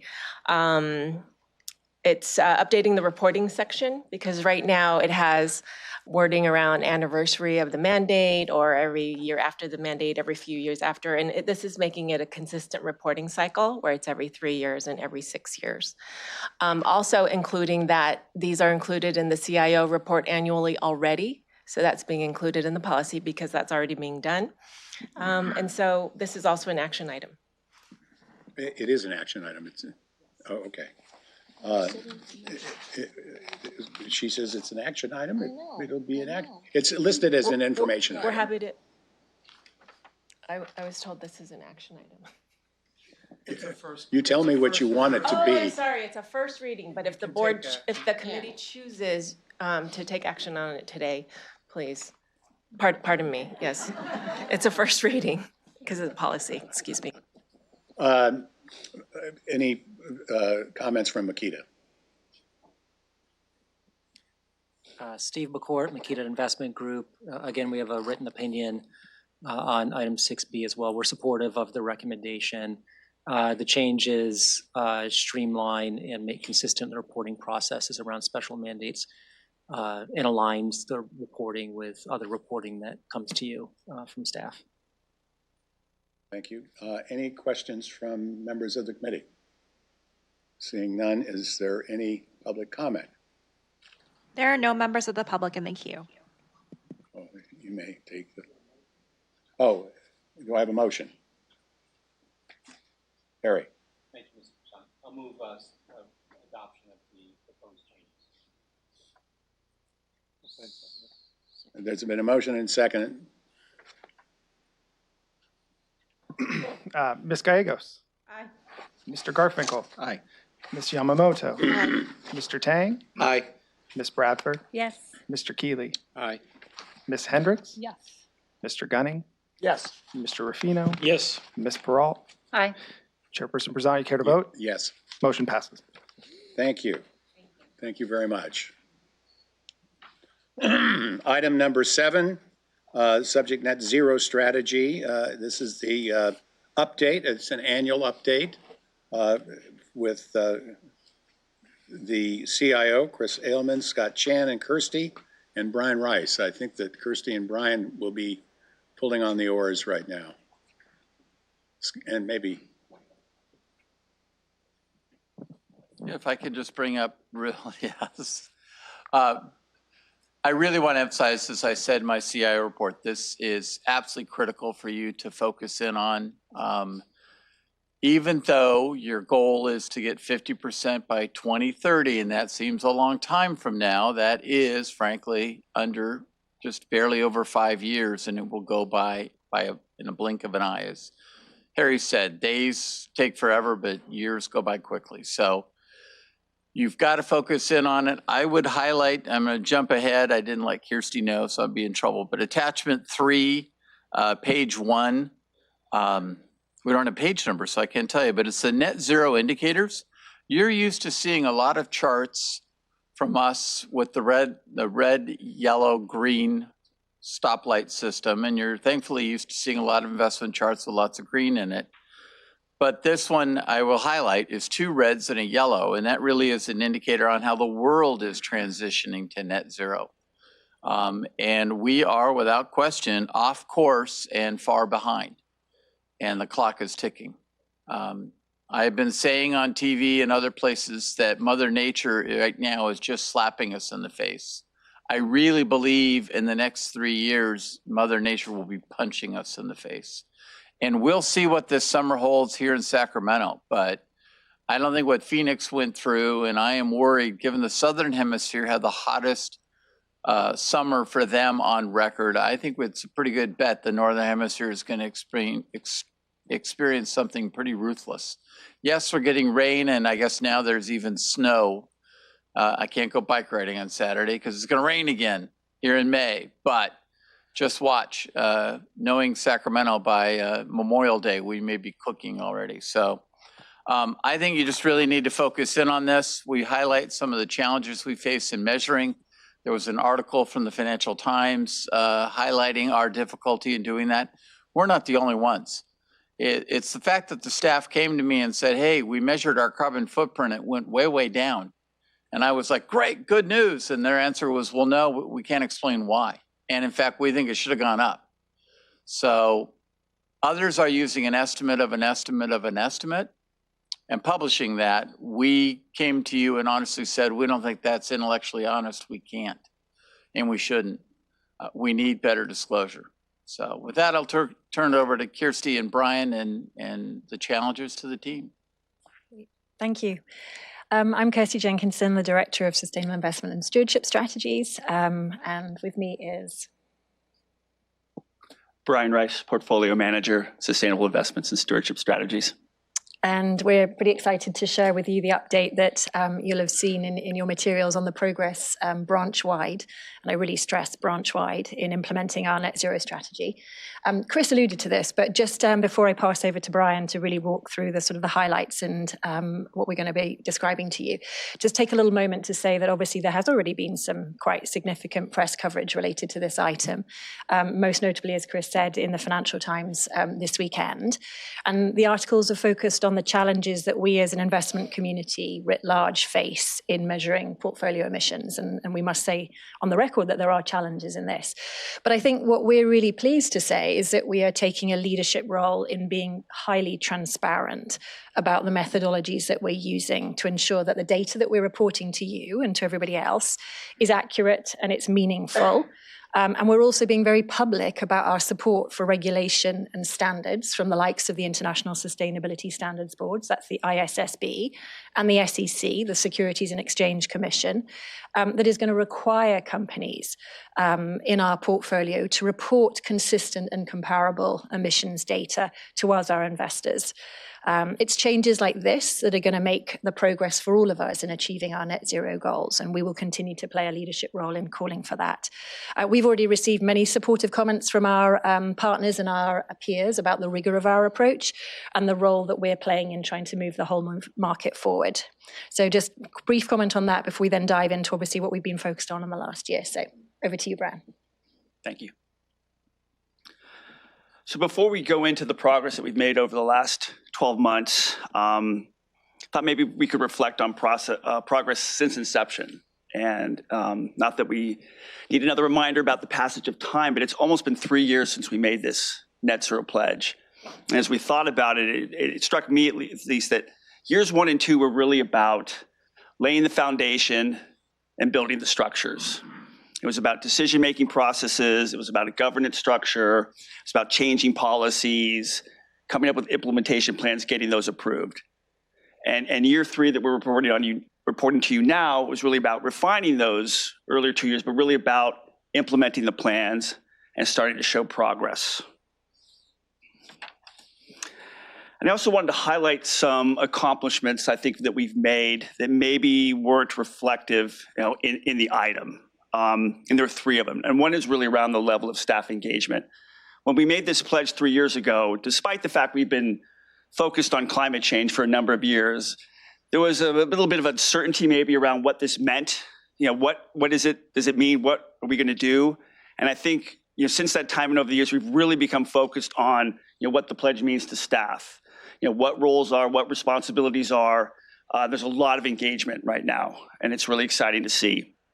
The second thing I wanted to point out is around, we're really focused on the collaboration that we do with the enterprise, the branch and working collaboratively with the enterprise, bringing them into meetings, communicating with them more. And I think there's a good example that we touch on at the end of the item, and that's that we're creating this education course for new staff around net zero, working together with the enterprise. So what is it, what are we doing from an investment perspective, and what are we doing from an enterprise perspective? And I think you'll hear a bit more about the collaboration between the two at the board meeting tomorrow. And then the third thing I wanted to point out, the complexity of the pledge, all the moving parts, we take 2 steps forward, maybe 1 step back. We're really focused on managing the portfolio and being successful in implementing the pledge. So shifting now to what we've done over the last 12 months, and I just kind of wanted to set the stage because you'll see this sort of structure for the next few slides. And going back to what I said about building structures, we've designed this pledge around 3 pillars. And as you look at the slide from the left to the right, the first, what I call is the emissions pillar, and that's around measuring, managing, reducing portfolio emissions. The middle column, it says accelerate the global shift to a net zero economy, but it's really about using our influence to accelerate the global shift to a net zero economy. It's what we call the influence pillar. And then to the right, increasing investments in low carbon solutions, that's what we call the investment pillar. And the next few slides that I'll be going over will be sort of talking about progress, challenges, focus around these 3 pillars. So looking in terms of the highlights, I think around in the emissions pillar, I think it's really about we're starting to get emissions reduction seen in the portfolio. Global equity and fixed income are both reducing emissions. You can see the numbers there. I think that the other takeaway is they're not finished. They still have more to do. You'll see those numbers grow. In terms of the influence pillar, we continue to engage the highest emitting companies to be reducing their emissions, and we're doing it on a number of fronts. We're part of the Climate Action 100 Plus that you've heard about. We have our own internal strategy called the Priority 45, another 45 high emitting companies that we're focused on. And we're also looking at and focused on methane emissions with companies. And again, under the influence pillar, we've really stepped up our engagement with external managers. And we've been talking to our managers about net zero since the inception. But as you'll see in the item, we've really done some good focused surveys, focused on the private markets, but around what are managers doing in terms of their measurement and reporting capabilities, and what sort of resources are they allocating to net zero. And then if you look at the investment pillar, the big highlight is we are growing exposure to low carbon investments. We're focused on the private markets, but it's across those units. And I think it's highlighted by what CIS is doing and CIS's private portfolio, which is a portfolio that the investment committee approved just 3 years ago, and then over the last 12 months has made about $2 billion in commitments to low carbon investment. Certainly there's challenges that exist challenges that we need to navigate. And again, focusing on the pillar structure of the pledge. When you look at the emissions pillar, and this has been touched on, the challenge is data. We need, on the public side, we need companies, or publicly traded companies that we invest in, we need them to be, more of them to be disclosing, about 2/3 disclosed now. We need them to be disclosing timely, oftentimes at 6, 9, 12 months lag in getting us data, and we need them to be disclosing consistently. The other issue that comes up is this,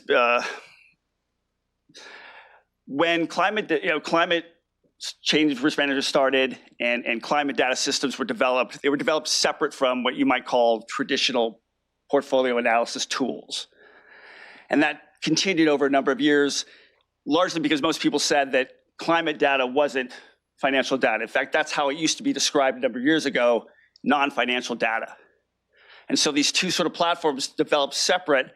And I think with the proliferation of net zero pledges, fortunately, enough people have realized that climate data is financial data.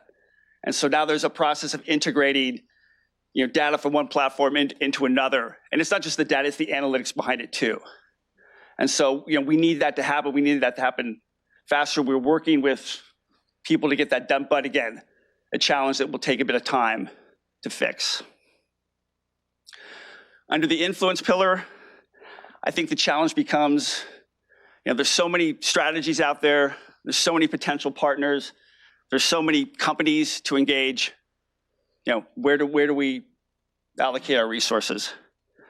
And then as I look at the investment pillar, if the goal is to increase our exposure to low carbon investment, which it is, we need to define what we mean by low carbon investment, what we mean by a transitioning investment.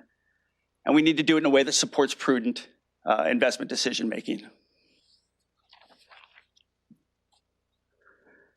And then so looking forward in terms of priorities, as I was thinking about this, I kind of came up with a theme. What are we going to be doing going forward? And it was always staff will continue to. And this is more of a short-term focus. But again, if you look across the pillars around emissions, staff is going to continue to measure and implement emissions reduction strategies.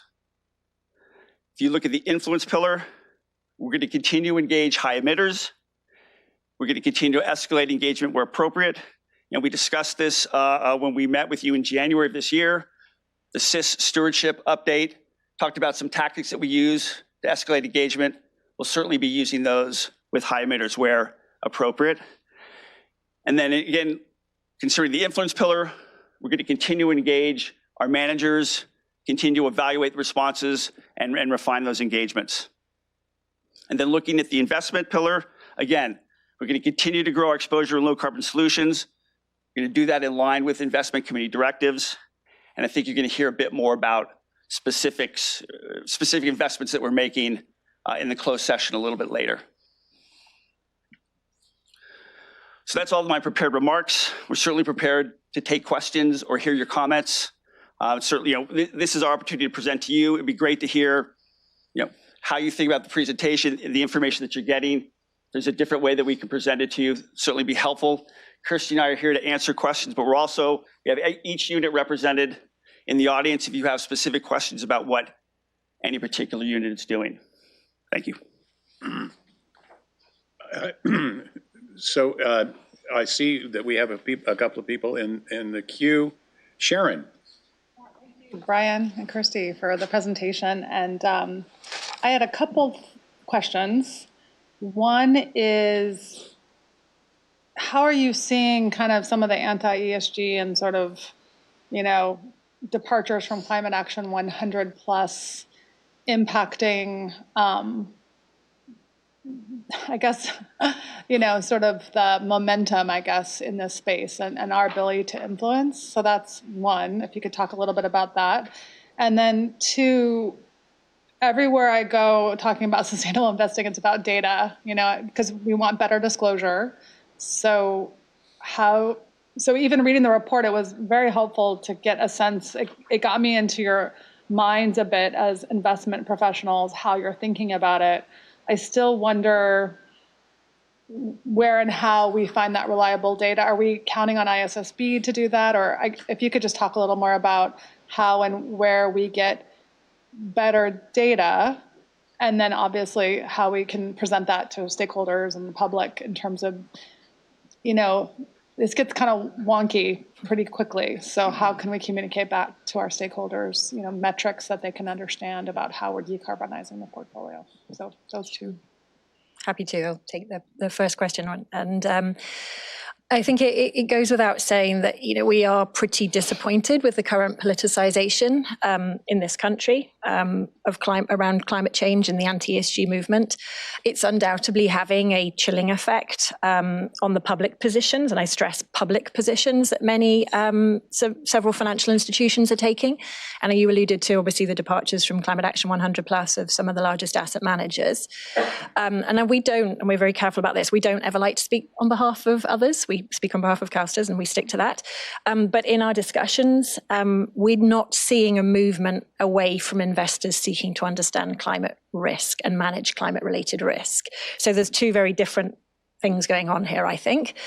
For our part, I think it's really important to stress that where we like to focus our energies, we remain committed to understanding climate risk as a fiduciary imperative. We're absolutely committed to addressing it as a systemic risk that impacts the portfolio. And we think that collaborative engagement is a really important tool in our toolkit.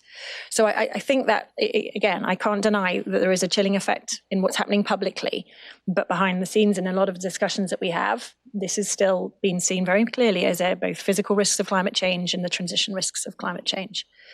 The second point that you say about data, it's a challenge, but I do think we're putting a lot of hope on new disclosure regimes. I did mention the ISSB that just came into effect, which requires all global companies to provide clear climate data. We're only 5 months into that regime sort of becoming normal. Clearly, and we've said it very openly and publicly, we have supported the SEC in mandating climate disclosure. A rule was passed that is now being challenged in the courts. Again, it's been heightened by the current political climate, so there are going to be delays to that. So we will have to see where they head. But I think what's really fascinating to us, and we see this across the asset classes and our discussions with our partners, the level of focus on understanding the financial materiality and how to understand this as an investment risk is growing exponentially across the public and the private markets. And so we are very privileged to have relationships with some, I think, the brightest minds, obviously, in finance, who are trying to figure this out and do it also sometimes quietly and in the way that will make most sense to us. You have a question, Harry? I thought I saw you in the queue a minute ago. Answered around public pushback. Yep. Mr. Ruffino. Yeah, thank you. Thank you, Mr. Chair. I have two questions. Well, one actually got answered about climate action, the pooling of some of the major carbon emitters. But first, I want to ask you about the new measurement platform, which is sort of not clear to me in terms of maybe if you can tell us the difference between the new measurement platform and the one that was previously used, and then which methodology or methodologies, did you review in the development of the new platform? Sure, I can take that. So essentially what we've done is we've gone from outsourcing emissions measurement to bringing it in-house. So previously we would take our data, our holdings data, send it to our data service provider. They would bring in the company information they need, do the calculations, come up with the footprint, and send it back to us. What we've done now is we take the emissions data from the service provider, bring it into our platforms. We've found more timely sources of company information and have brought it into our platform, and we do the emissions measurement in-house. So the Global Equity Group uses the FactSet platform because that's their risk management platform. Fixed Income Group uses Aladdin. That's their risk management platform. So we now are doing the measurements in-house. We have them in our risk management systems, and these groups are able to see the emissions, they get granularity down to the security level. We now have the control, we have the clarity, the transparency that we didn't really have before. And in terms of how we arrived at that, we spent a lot of time researching this. We talked to a number of peers, a number of pension funds, US, Canada, Asia, Europe, and really kind of came down that if you want to do this the right way, you can't just rely on a data service provider to do everything for you. And we realized that a lot of people did, they used their own risk management platforms and they just found the data that they needed and they brought it in and they did it themselves. Thank you. I have Mr. Chair, just quickly another. You have a follow-up question, please, Frank. Yeah, thank you. Well, it's not a follow-up question, and maybe it's a comment more than it is a question, but I want to talk for a second about the net zero activities, the proxy voting. And I have to admit, I'm still, I'm not clear. I don't have the clarity that I would like to have in understanding our policy. And I understand, there's hundreds of votes and that we, the board, cannot oversee per se, but we oversee that process through this policy. And I have two questions. One, when was the last time that the board adopted or revised that policy?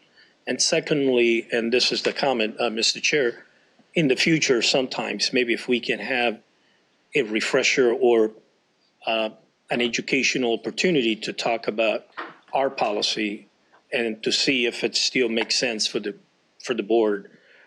So that's just a comment request to the chair. Yeah. I think I see Alicia. Would you like to respond? Sure. Aisha Mustagni, Senior Portfolio Manager for CIS.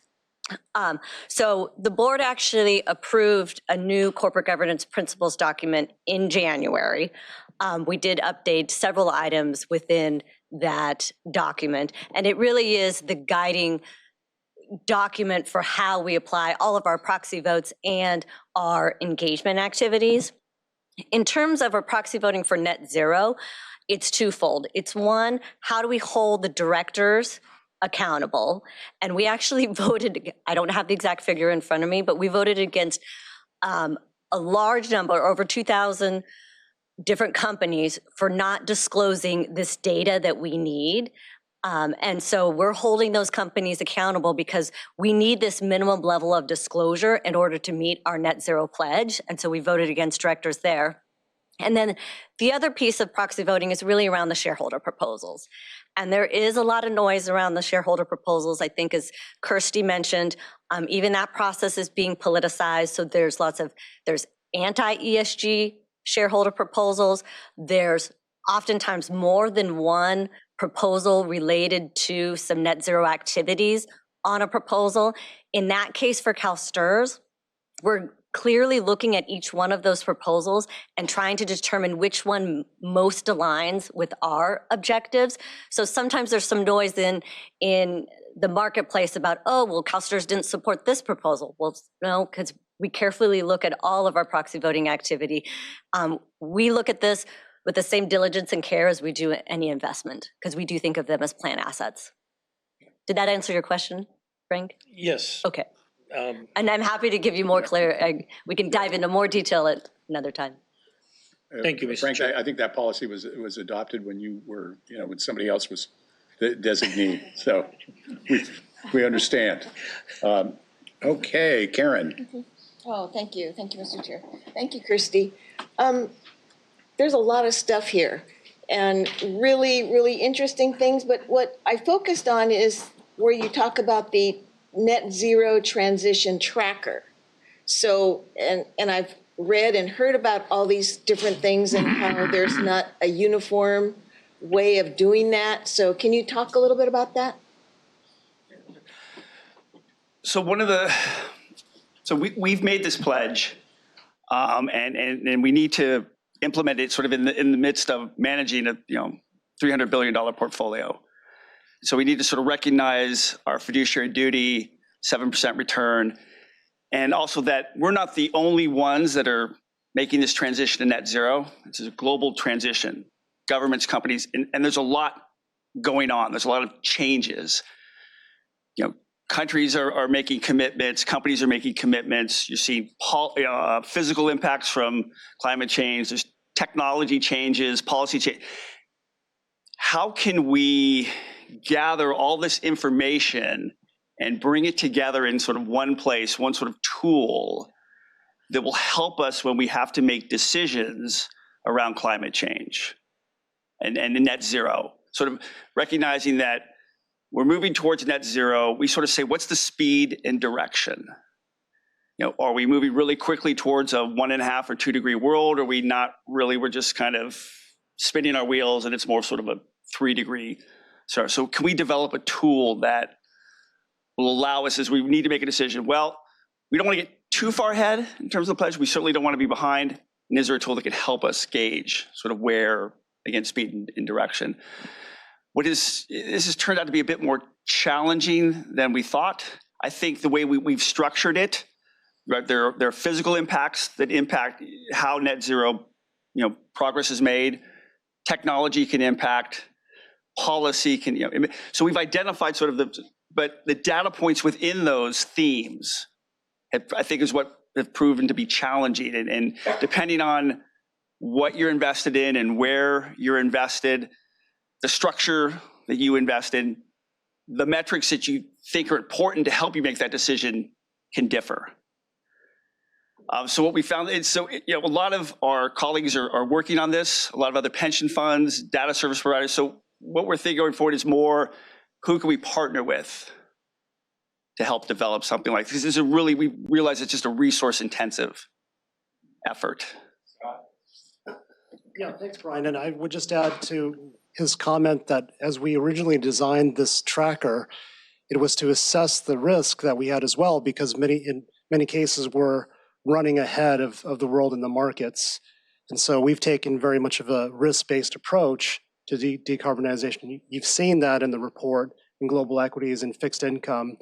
But the tracker was set up to give us a bit of a gauge towards, well, how far ahead are we? And the disappointing thing that Chris has been highlighting is that the world is far behind, according to our initial tracker.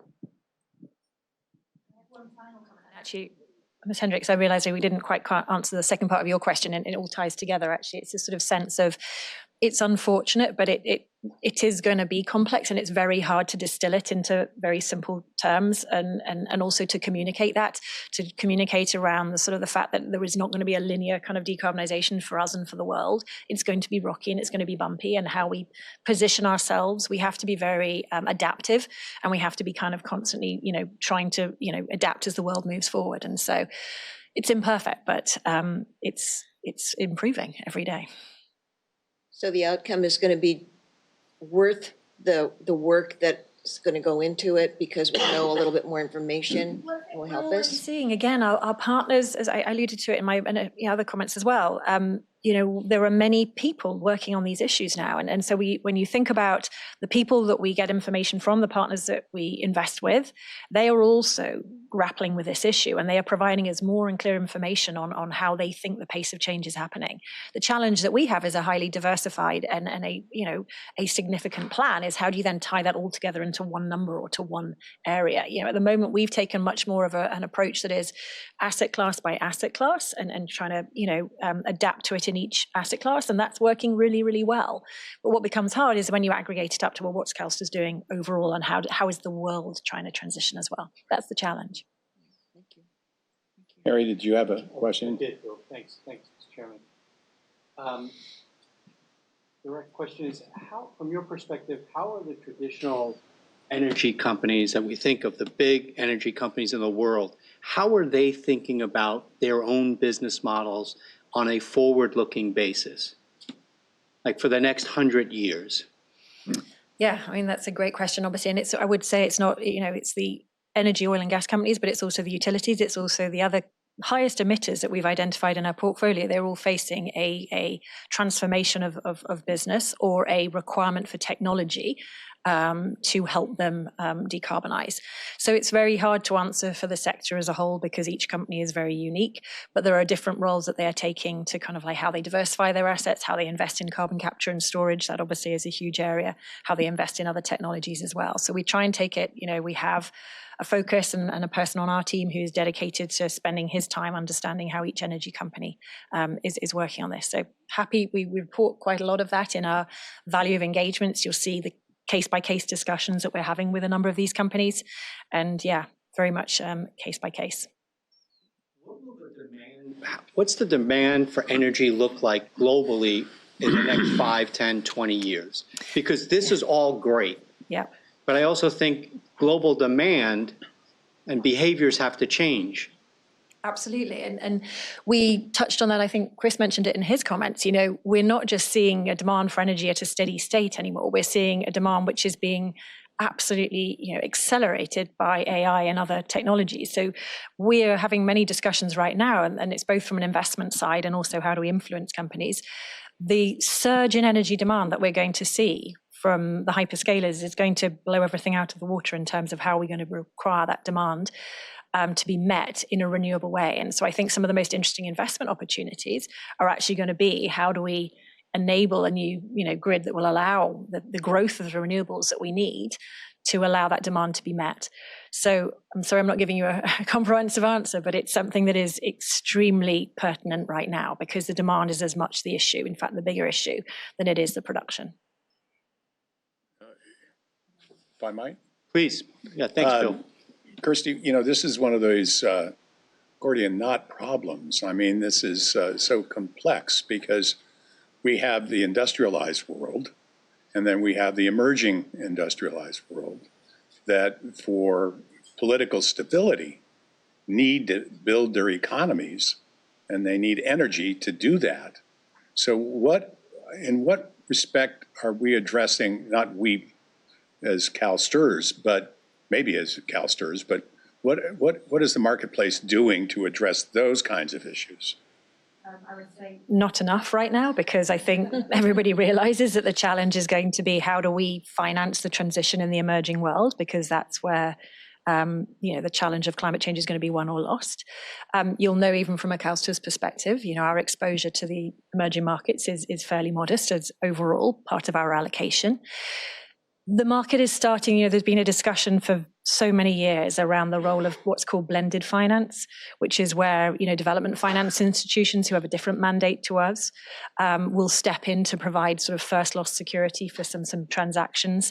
We're starting to see some of the largest deals happen, which are using this kind of form of blended finance that is allowing institutional investors to invest in scaling up the sort of decarbonization in the emerging world within a kind of a risk return parameters that are comfortable for us and our fiduciary requirements. But it's very complex to structure those kind of transactions at the scale that we need. But they are starting to emerge, and I think it's something our team certainly is tracking really, really closely. And just a follow-up question, in terms of capital that's necessary to address these kinds of issues, what are some of the sovereign wealth funds doing, if anything, in this area? You're again starting to see a quite significant move from some of the Middle Eastern sovereign wealth funds. There was a large announcement at COP last year for one of the first transactions to provide sovereign wealth fund and also development finance institutions sort of financing for renewables in emerging markets. So again, starting to see a number of them shift, but I think it's going to take time, and this is going to, be complex. Mr. Emkin, I see your lights on. Just on that issue of sovereign wealth funds, well, the largest sovereign wealth fund in this space right now is us, is the U.S. Treasury, and the Inflation Reduction Act put more money in this space than had ever been done before. And I think that showed a direction by the federal government to promote both private and public sector investment in all sorts of energy-related issues. But to the first issue you raised, energy demand, there's no forecaster that isn't saying there will be a dramatic demand for more energy for the rest of our lifetime. No one is projecting a reduction in demand for energy. So the question becomes, where does the energy come from? Thanks. Any other questions? Is there anything further that you have to say? Well, I would like to acknowledge, since this is a day of acknowledgement of events that are special to CalSTRS, Brian has a sort of significant birthday coming up. So I'd like to acknowledge that that birthday is meaningful, not only to him, but to his family, obviously, and to his colleagues. And also, Aisha, it's hard to believe that this is your 15th year with CalSTRS.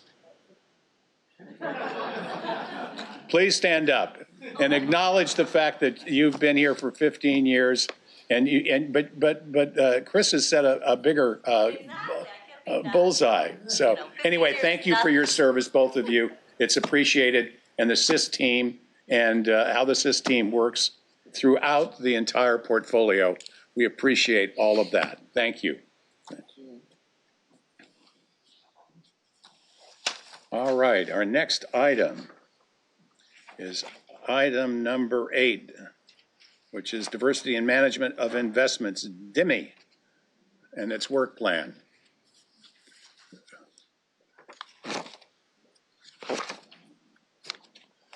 Who takes the lead on this? Thanks, Joe. I'm going to queue it up as people assemble here, just to bring it home that this is the conclusion of the board's work study plan on diversity, equity, inclusion, and our study of best practices.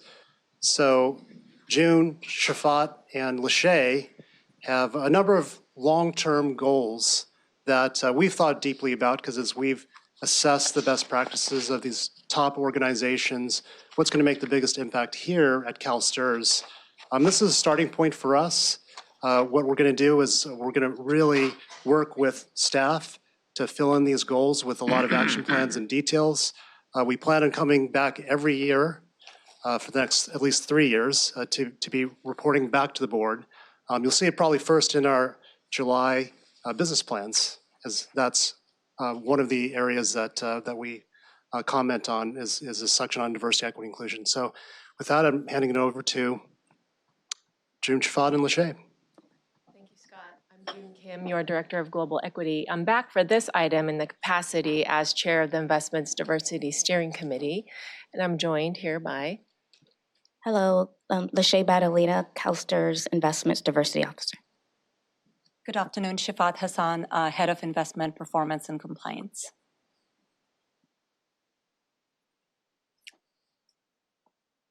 This is a culmination of a educational series that we started with the board in November, when we brought in a series of experts from the industry to talk about DEI best practices.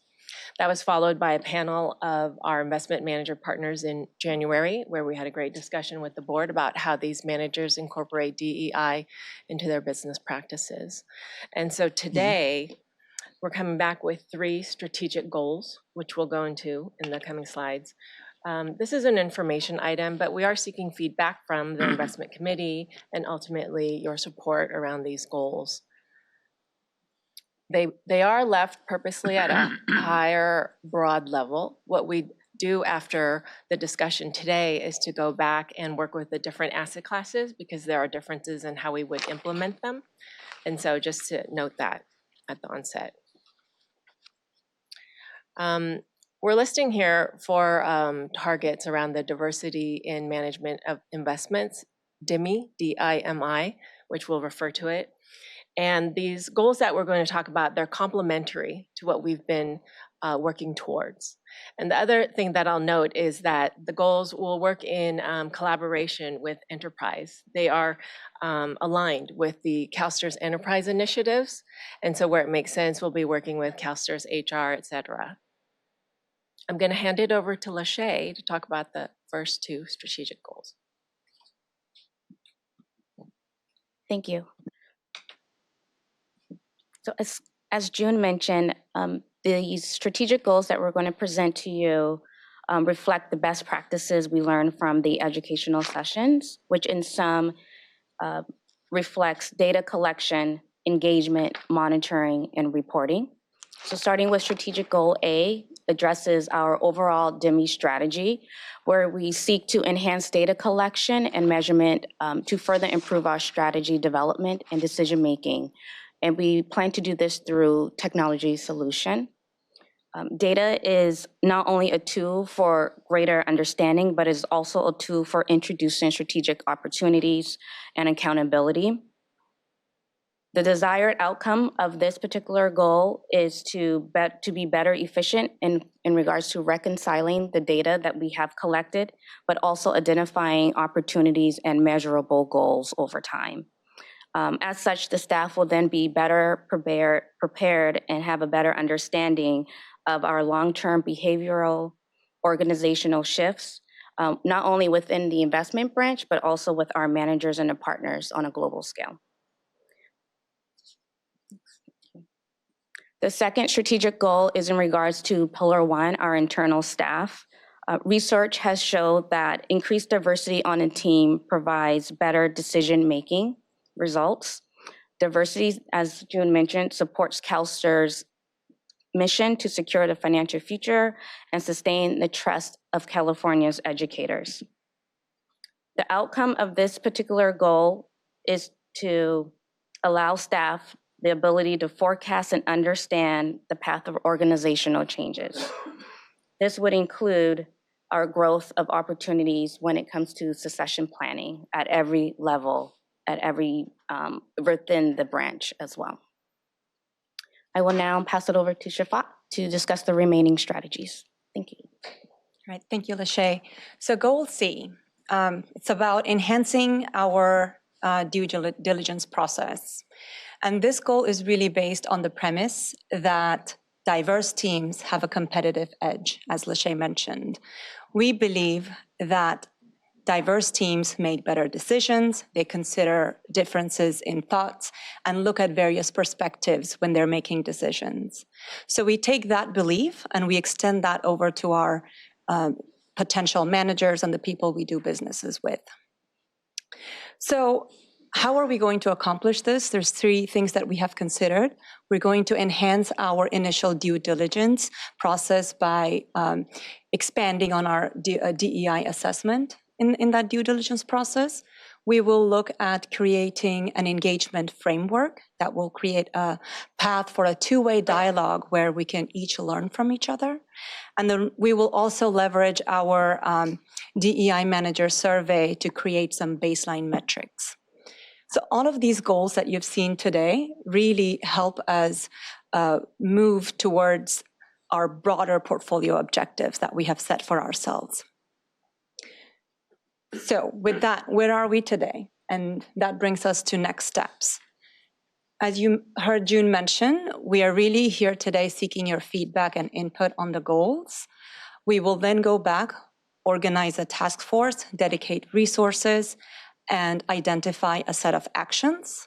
We will then prioritize those actions, put a team together to execute, and this will be a multi-year process. So over time, annually, we'll come back and provide you status updates. So that was the final slide, and I open it up for questions.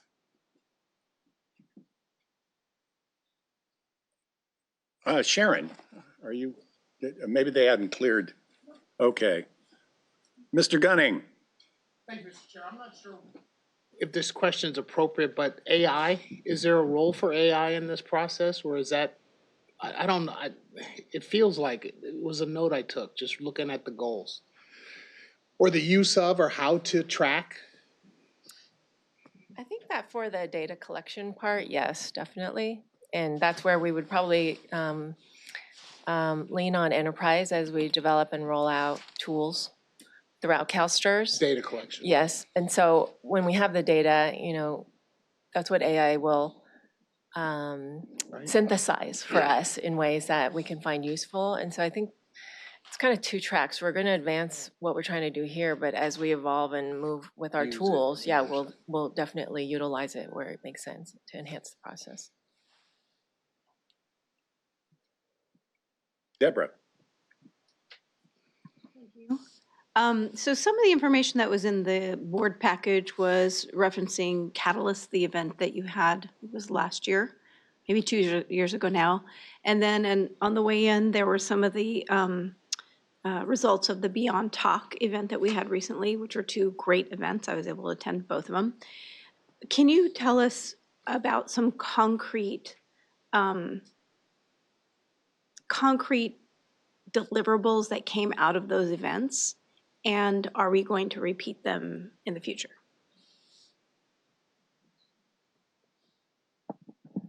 Thank you. Yes, I'm happy to start, and June and Shafat can fill in where needed. I'll start with Beyond Talk. Yes, thank you for recognizing the billboards, the very large billboards in the hallway.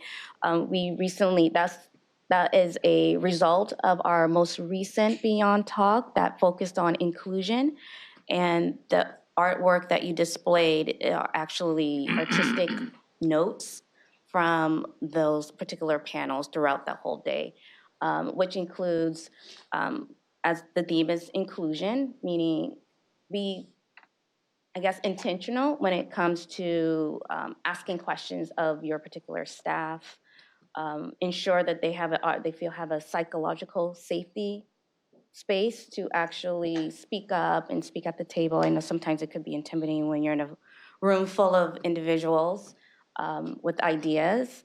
Do you want to add more? Oh, another is check in with your staff person on a regular basis, perhaps doing one-on-one meetings rather than full staff meetings. That was also helpful. Am I missing? I'm sure there's I think so many. I mean, the education content, as Lachey shared, has been incredible. That would be one area where we want to have more metrics. And so what are the tangibles, of these events? What I can share with you anecdotally is when we started Beyond Talk, and so we have about 100 to 120 attendees at each one, and we've done 13. So that's over 1,000 people who've attended, and we specifically invite leaders, supervisors, managers, executives who have responsibility and authority and can go back to their organizations and bring about change. And so it's education. When we started it, the room was mostly women with some, like Chris was there and, some leaders. But the last one that we had in San Francisco with Franklin Templeton, that was encouraging to see in that it was a very well mixed room. And those of you who attended, I see you nodding. Yeah, it was men there who want to learn. And this is no longer terms that people are just hearing once in a while, things like inclusion. And I think the business case has been well made around diversity. There's momentum behind it. So the hope is to continue that.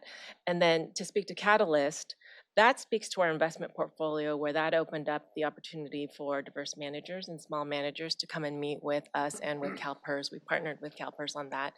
The feedback from that has been incredibly positive. And the question when I go to conferences, will you be having another one? When are you having another one? They appreciate the access they have directly to the pensions and also the leadership that we're showing around this, but the transparency also. Great. Thank you very much. Mr. Ruffino. Thank you, Mr. Chair. I want to start off with a quick comment because I attended the Beyond Talk. It was my first one. And I found it to be incredibly helpful, and the network, the presentation, so it was great. I'm sorry that I missed the past 12. I don't know how I did it, but I can't do nothing about that. But I will try to, if there's going to be a 14th, you can count on me of being there. With respect to the Catalyst, by the way, I also, as you said, the feedback has been incredibly positive. That's a joint effort by both pension funds here. And one of the things that I'm looking forward, one of the things that has been discussed is to find out where's the meat, a year from now, to try to find out how much money we're really allocating. How much money, because that's really one way to tangibly see whether we're making progress or not, or is it just talk? So we got to be beyond talk, and hopefully we'll get there. All right. That said, Is there a question there? Question. Thank you, Mr. Chair. Question. I want to ask you quickly about the strategic, for the strategic goal B, you stated that research shows that the increased diversity on a team produces better results, and I agree 100%. But please, detail some various forms of diversity and how they will be addressed. Thank you. Thank you for the question, Frank. At CalSTRS, and particularly, we believe we have an investment diversity statement. And diversity, while historically have been the external characteristics of an individual, here at CalSTRS and investments, we look beyond just what's exterior, we look interior. So we also consider diversity to mean your educational background, your socioeconomic, your upbringing, all factors of intersectionality, right? Whether you could be a mother, you could be an adult taking care of a parent, so to speak. So it's not just what's on the outside, it's all things combined. And we find that with all those extra intersectionalities also provides us that diversity of thought. So that's pretty much what our characteristics of diversity means. And we actually consider that as part of our sourcing, hiring, and retention efforts as well. Okay, thank you, Mr. Chair. You bet. Harry, did you have a question? Yeah, thank you, Mr. Chairman. Thanks for the presentation. I'm hopeful and confident that we will continue to make this a priority. I think it's something we should be very proud of. Sadly, there's a lot of resistance of late, and not everyone's a believer in the divisive world that we live in. I'm curious as to whether or not there's an opportunity for us to identify champions that you may interact with in the countless relationships that we have externally, who are quietly moving the needle on this very important topic with all of the contacts that they have, companies that they touch, executives that they place, and they're showing performance, et cetera. And would it be beneficial for us to really acknowledge people either privately or publicly and thank them in building this partnership and advancing this together? Let's take that back, Gary. Actually, here the second board member, Deborah Gallegos, mentioned the same thing during our briefing. So let us take that back. I think that might be a good way to encourage and promote DE&I in the industry. If I might just add, there are institutions that Chris and I met with in New York a couple of weeks ago, where you can see the significant change in the composition of the employees, and you know, where you see, you know, in terms of the last 2 or 3 years, and to acknowledge, you know, the fact that they're accepting and they're moving in the right direction and they're moving quickly, I think would be something that we would want to look into, you know, because that is a way that we sort of fuse these partnerships and have an impact on them. And I would just say this anecdotally, Bill. It's totally anecdotal. That in all the years that I've been on the board and the countless people that I've interacted with, some of the executives who look a lot like me and you, that I've gotten to know a little bit, that I admire, more often than not, they're raising and have raised daughters. And they're in positions of great influence and power. And they're believers. And they're believers for the right reason, for business reasons, and it's the right thing to do. And I think more of us need to know who those people are, because we often hear about what's wrong with some of our partners. I think it's important that we recognize them appropriately so, and I'll leave it to you to decide when that is, if it's proper. But on a forward-looking basis, it's going and recognizing who these champions are, because we need each other to not only generate the returns that are necessary to pay the pensions, but to make this a better world. We can't do it alone. Thank you, Mr. Chairman. You bet. Deborah. Oh, okay. I've got, by the way, if somebody has to fix this for me at some point. Well, not today, it doesn't matter. Ken. Yes. So I'm not sure if this is the right time to ask this, but as an educator, I'm always, and also speaking in terms of a school board member, always thinking about opportunities for our students, right? And so if I'm wondering, is there data or is there some way where we can actually measure, the amount of students that are going into this field that are from, the DEI portion of that, and are there, pipelines that, large corporations like ours, and we're trying to, push this, and is there a way for, large company to, really support this in the pipeline in ways of, like we were talking about, the teacher shortage, where the superintendent was putting out $20,000 in terms of scholarship, getting, students to go into the field. Are there things that are happening in that sense where we're encouraging students to go into this? The answer is yes and yes. And we partner with several groups that work on the pipeline, groups such as Girls Who Invest, Twigo, SEO, and Lachey and Shafat will talk about it a little bit more in the next item. And we have a summer internship program, which again, we'll go into more detail. Maybe if we can just pause on that a little bit. I don't want to take away that. If I could just make one comment, an admonition, when you use acronyms, some of us don't know what Twigo is, and it would be helpful to know exactly what it stands for. Yeah, Twigo is actually the last name of the founder of the organization. Sue Twigo. Oh. It's the Twigo Foundation. Okay. Sorry. No, that's thank you for asking. It's spelled T-O-I-G-O. My cue isn't really working all that well. Okay. Can I have a follow-up to the? No, of course you can, yes.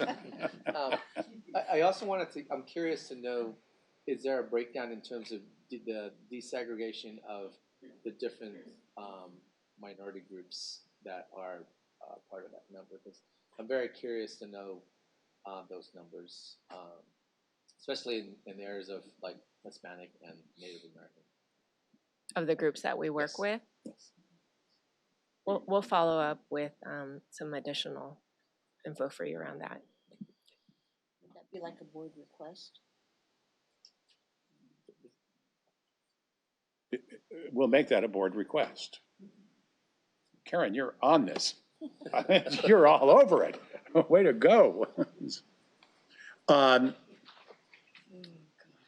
This is an information item. Are there any further questions from the board or from the committee? Any public comment? There are no members of the public. Okay. Next item, probably the same team.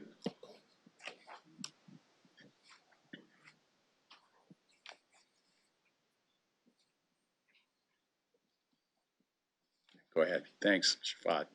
All right, good afternoon again, committee members. Shafat Hassan again here on the record. I'm your head of investment performance and compliance, and I'm here in the capacity of the internal DEI steering committee member. Hi, Lachey Badalita, Investments Diversity Officer. All right, item 9 is an information item. This is your regular annual update on DEI activities. So I wanted to kind of start with some key milestones, especially for those of you who are newer on this board. Our DEI program really starts decades ago. And one key thing that I want to highlight from this slide is that the DIMI program today applies across the total fund. So it's not just me, Lachey, and June, and Scott that you see, but it's the entire investment branch that impacts all of the asset classes and the business areas. So today we are here presenting the 13th annual report. So as you saw on the last slide, we enhanced our governance over the DIMI program in 2021. And this is the enhanced model that provides governance over DIMI in the investment office. On the very left hand is the, you can see that there's sponsorship at the highest level with the CIO and DCIO. And then you have the steering committee that sets the DIMI strategies. And then on the very right is your core DEI team that executes and implements those strategies. And Lachey works with them almost on a daily basis. And then before we go to some of the next slides, I just want to quickly pause and underscore a point. We're going to be going through some stats in the next few slides. They're all quantitative slides. Stats. They give us great insights. What we haven't captured is the measure of the intangible aspects of DEI, like the level of engagement, employee morale, innovation, and creativity. But these informations are helpful for us. So with that, the first slide here looks at there's two scales. So let's kind of talk about what's here. So on the left hand is a scale that relates to gender diversity and ethnic diversity, which is your green and your blue line. And on the right is a scale that is the staff count, that's your purple line. So what this really shows you is that over the last 10 years, as the staff count increased, ethnic diversity was on par with that. Gender diversity fluctuated a little bit, so we want to kind of start peeling that a little bit more. So that brings us to this next slide, where we show a year-over-year comparison in gender diversity. So as you can see, the data is mixed. For example, portfolio managers went down year over year, and while director level, there was an increase. And upon closer look at this, we found out that there is an internal promotion which caused this to happen. So we really approach this with a growth mindset. And all of this kind of ties back to the last item, item 8, where we talk about data measurement. And data measurement is key and essential. So goal A in the last item really will help us to direct our focus to the areas that need focus and help us ask ourselves some very critical questions. So the previous slide showed the male gender perspective, and since we focus on inclusion, we didn't want to leave our male colleagues out. So this is a slide that shows the same information, but from the male gender perspective. So with that, I'm going to hand it off to Lachey to talk about all the exciting things we have done. Great. Oh, who's that guy in the middle? He's surfing. So Ken, to answer your question more in depth, here is some activity in regards to our internal staff, which is pillar 1. We have a investment mentor program where in 23-24, we paired 45 proteges with members of our leadership team. And then on the green, on my right side, we actually have a summer internship program where we host approximately 10 college students every year, where they work for the investment branch and they get assigned special projects in order to also accrue 500 hours in order to qualify for the investment officer classification position. And so since inception of the internship program, we have actually recruited more than 16 of those students as full-time employees. And also in regards to our industry partners and our influence, of which both Harry and Ken mentioned, is starting in purple on my right side is our influential roles, where we participate largely on events and panels and so forth. And we, for these opportunities, we also include our fund-to-fund partners to also participate in that regards. Like for instance, New America Alliance, their community is made of diverse and emerging managers. And so oftentimes they really do enjoy hearing about CalSTRS emerging manager mandates. In green in the center, here's the alphabet soup, where we have a great deal of advisory or board roles. As mentioned, TWIGO was mentioned, Girls Who Invest, AIM, ILPA, and Milken. And then in the red column are activities or initiatives that are specifically CalSTRS led. So Deborah, you mentioned Beyond Talk. Thank you for flagging that, as the billboards are out there. If you haven't had an opportunity to see it, please go by and look at it. And then also the California Investors for Effective Diversity. Actually, can you go to the next slide? We have a slide in regards to how we have an influence in the market in that regards. So the California Investor Coalition on Board Diversity is made of CalSTRS, CalPERS, LaSera, and San Francisco's employee retirement system. And through our effort last year in 2023, 29 companies appointed 35 diverse directors. Sorry. In regards to our portfolio management, which is pillar 3, please recall that approximately 50% of our AUM, or assets under management, is managed externally by external managers. And of that percentage, about approximately $5 billion are managed by emerging managers for our portfolio. And with that, I will open it up for questions. Thank you. Karen? Hi, well, thank you. Thank you for the information. Can you go back to slide number 7 when everybody's surfing there?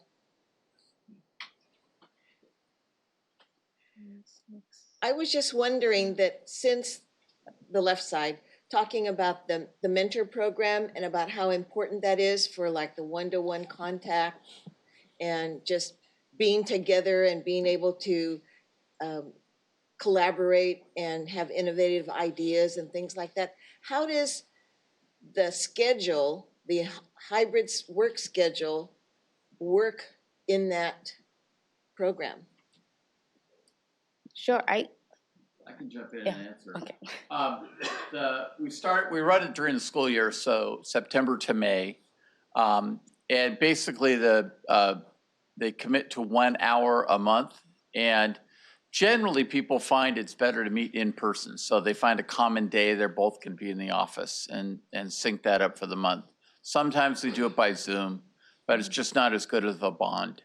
A lot of them find that, you know, going for a walk, it's fun because I always laugh a little bit. The introverts, we try to match up introvert to introvert, extrovert to extrovert, but the introverts usually run out of things to talk about very quickly. So we hold 3 seminars during the year with everybody to talk about subjects and how to mentor and what to talk about. And then we also now do with the senior staff do kind of presentations where we talk about ourselves and let them open up for questions. So we found a way to pair people up, but then also group people up. And generally, we're almost 95% effective in pairing people and having them stay through that entire period. The nice thing that we've seen is now that we've been doing this for a number of years, people have become friends and refer back to, oh, so-and-so was my mentor in such a year, and they still stay connected. So I really think, given that we're now north of 250 in the investment staff, this is the best way to keep it interconnected and blend the 3 floors. I always point out, remember, we work two different time zones. We work the New York time zone, and then the other half works the California time zone. So even though it's only 3 hours different, people are here at 6 a.m. and they're done by 3 versus people that get here at 9 and stay till 6. So they don't eat lunch together. There's just naturally, and the remote work makes it that much tougher. So I think that's really critical that we keep this program up and other things to mix the staff together. So far, it's working and continuous improvement. Thank you. Thank you. Sharon.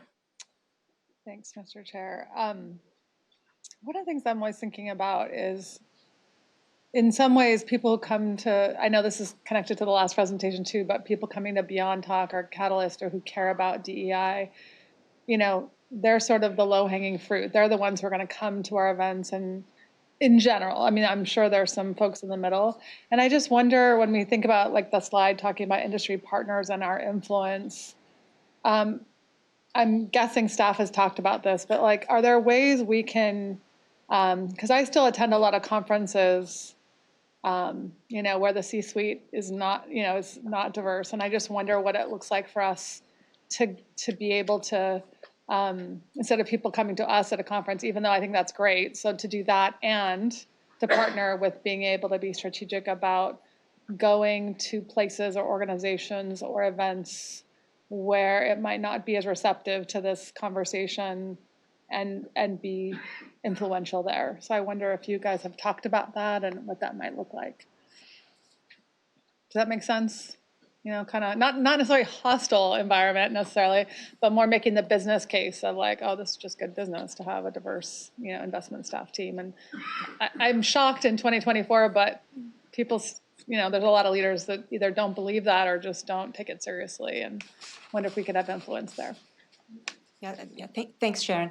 I feel this, you're right. I think this goes with the previous item goal, the last goal where we talk about our engagement with managers. What I understand you're saying is be more proactive and going out there, proactively reaching out and connecting and, you know, spreading the word. So I think this is definitely one of the things that we can incorporate in our action items from that item, and explore how we can, you know, engage with the broader industry. Both and, you know, because I think what we're doing is great. Okay. Mr. Kiley. Thanks, Chairman. So I'm curious, how do you think about, like, you know, what we can control, right? We can control who we are, what we embrace in terms of our values, who gets hired here, what kind of culture we build here at CalSTRS. A lot of what we don't have a lot of control over a lot of things. So how do you balance between focusing in on making sure we have the best players on our team as possible to do what we need to do versus trying to influence the broader society, and how you allocate your time and resources?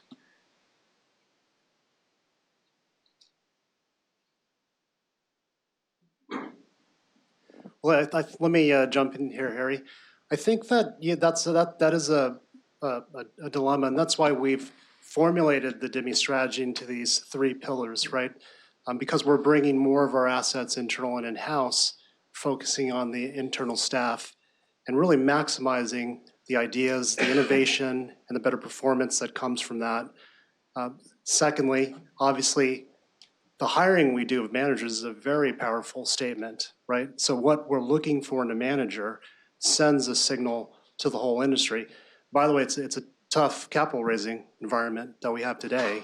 And so it's even more important that our values and principles, which we know that diversity leads to outperformance in-house or externally. That's a very powerful statement for the industry. And when we are talking at these conferences, that's what we're talking about. A lot of folks, even though Sharon, people attend the conferences to hear from what some of the largest allocators are doing, right? So it's mainstream. It's not just diversity conferences, right? You could be at the Milken conference, for example, or another conference, and oftentimes we're asked to be speakers on a diversity panel. I know Chris and Lachey and myself and June and others definitely are. And the third pillar, obviously, because we're drawing our returns from the future. And this is one of the areas of the future that's not shaping up so well, right? And we've clearly defined what diversity, equity, inclusion is. There's clearly research that is evidence that we can outperform with better diversity, and we become a more innovative team. We also become we become better risk managers, right? All of those things. And so we're focused on moving the industry as well, because the future returns we're going to draw from our, the expected returns we need have to come from a world that has more of that. And so we're engaging on that basis as well. I think that area, though, is an area that we'll probably be focusing more on, and that's part of the work study plan that Chris is going to be talking about next. Great. Thank you. Thank you. If I can quickly add to Scott's comments and just double down a little bit, I think what we can control is our decision making.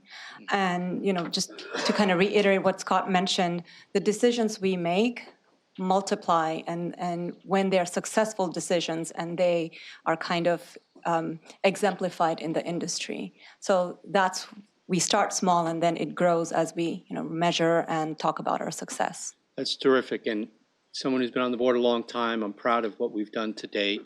And I know this board is committed to being supportive of the staff on these initiatives as we move forward.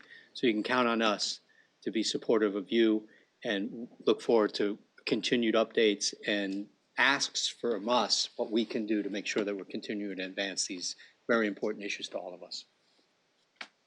Thank you very much for the presentation. Is there any public comment? There are no members of the public in the queue. Again. Two. Yeah, 3 for 3 now. Anyway, again, thank you for all your good work. There's much to do, and we look forward to going forward with you. Thank you. All right, we're now at item number 10, the 2024-25 committee work plan. Yeah, this is just a discussion for you to present and give feedback. The chair of the investment committee at the July meeting will present this, and you, the board, will get a chance to approve the work plan then. I kind of went through and outlined thinking about the number of hours that we have in a year together, or you will have together. And I've always said, really, about the best we could do is take on 2 projects. Net zero definitely needs to be one of your continuing projects. That leaves you room for really adding one other. Talking to Harry and Bill and feedback from the committee and Scott, we think, obviously we've had a lot of labor struggles in the private markets, real estate, private equity. Thankfully not infrastructure, but that's going to happen at times. So the idea, and we're seeing this as a trend around the country. New York Common recently published something. I understand CalPERS might come out with something in the next couple of months. So we're recommending you put that on your work plan for next year. So this is your chance to talk amongst yourselves, give open feedback, any kind of changes. Not an action item, but more just a direction to the investment committee chair next year on what to implement. Well, if I might just give a perspective, the meetings that I've had over the last couple of years with some of our private equity sponsors, partners, have been constructive, but there's so much more to do. And I know that this is an issue that burns deeply in a lot of souls on this board. And so I think that we can be, because of our size and because of the influence that has been created by the leadership of the investment team here and the board in the past, we can be an agent of one of many agents of change in this area if we put our shoulder to the grindstone and push. And I think that there are tremendous opportunities. And to me, this is one of those issues which is so critical to the preservation of capitalism and democracy in this country. Private equity is a major capital allocator or a capital user and creation of jobs. But the license to do this is increasingly coming under careful watch. And I think that I can tell you that our CIO was absolutely splendid in his presentation to all of the major private equity CEOs that we met with 2 weeks ago. He was direct, and I can tell you that as a person sitting there, I felt a great deal of pride that we had the voice of someone who has been recognized as a leader in this investment world. And, you know, his voice has so much more credibility than you know, so many people that might be advocating this. But we have to be part of the solution. It's not us against anybody. It is part of a process that's going to take time and energy. And I know that we've got the team to do it. So anyway, I look forward to seeing what happens in the future in this area as part of the work plan. Thank you. Is there any public comment? Oh yeah, now I see it. Sorry. I echo everything you said, and to me, it's just an evolution of the markets, right? And we spent all this time in the public markets, and as I'm seeing just with colleagues around the country and around the world, you know, almost every institutional investor is shifting capital, right, from public markets into private markets. And so in that vein, it just seems appropriate for us to be looking at some of these issues, especially obviously around labor rights. It's May 1st, May Day, so we have to kind of give a shout out to workers and labor and those who, you know, help these companies, you know, work and give profits that help our teachers retire. So I'm really thankful to Bill as the chair of the investment committee, and to Harry and others who have advocated to put this on our work plan and eager to work with staff. And I know Makita's done some work in this arena. And so I think we have the right people in place to really develop some principles that will help guide us. I will say, just reading the materials this last week, I was like, wow, I do feel kind of old. Like, wow, it used to be over 50%, June, that we were in public equity, and now it's 40%. And, you know, you just kind of look at these numbers over time. And I do think, you know, sometimes people demonize, you know, private equity or private markets. And I think for me, it's accepting that the world is changing and the investment world is changing, and how do we apply those rigorous standards that we've applied in the public sector into the private sector. And so I'm really eager to work together as a board, I know, to kind of make sure we have those policies in place, and appreciate staff's openness to have this conversation this year. So look forward to getting to work together. Thanks. Great. Any other comments? Okay. Item number 11 is the Investment Committee Charter Review. It's a consent action. Is there any objection? It is so approved. The minutes of March 6th Investment Committee. I look to my left always. So move.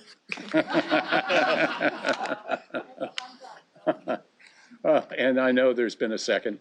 And so without objection, the minutes are approved. The draft agenda for the next meeting is item number 14. Any comments, suggestions, or corrections to the draft agenda? Obviously, it's subject to change as we move forward. Okay. So I think that concludes what, excuse me. Information requests. I'm sorry? I think we have some information requests. Oh, yeah, one information request, yeah. Thank you.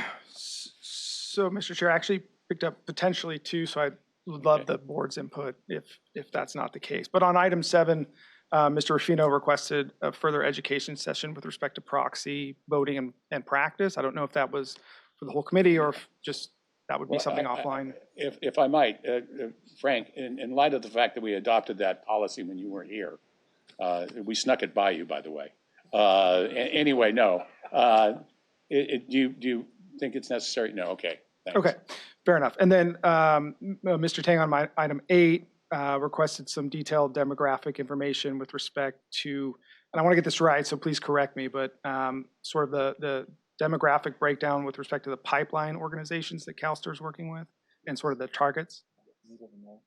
Native American specifically, and well, all the different groups that there's in there, but specifically, I was curious about those numbers. Okay, very good. And that's all I have. Okay. Well, that brings us to the close of the open meeting. Again, what a day, huh? It was a grand day, but there's more to come. And it's not June 30 yet, Chris. You know, the last mile's the toughest. So anyway, we will adjourn and go into closed session. I think that we'll probably just do it here without objection. Okay, thanks.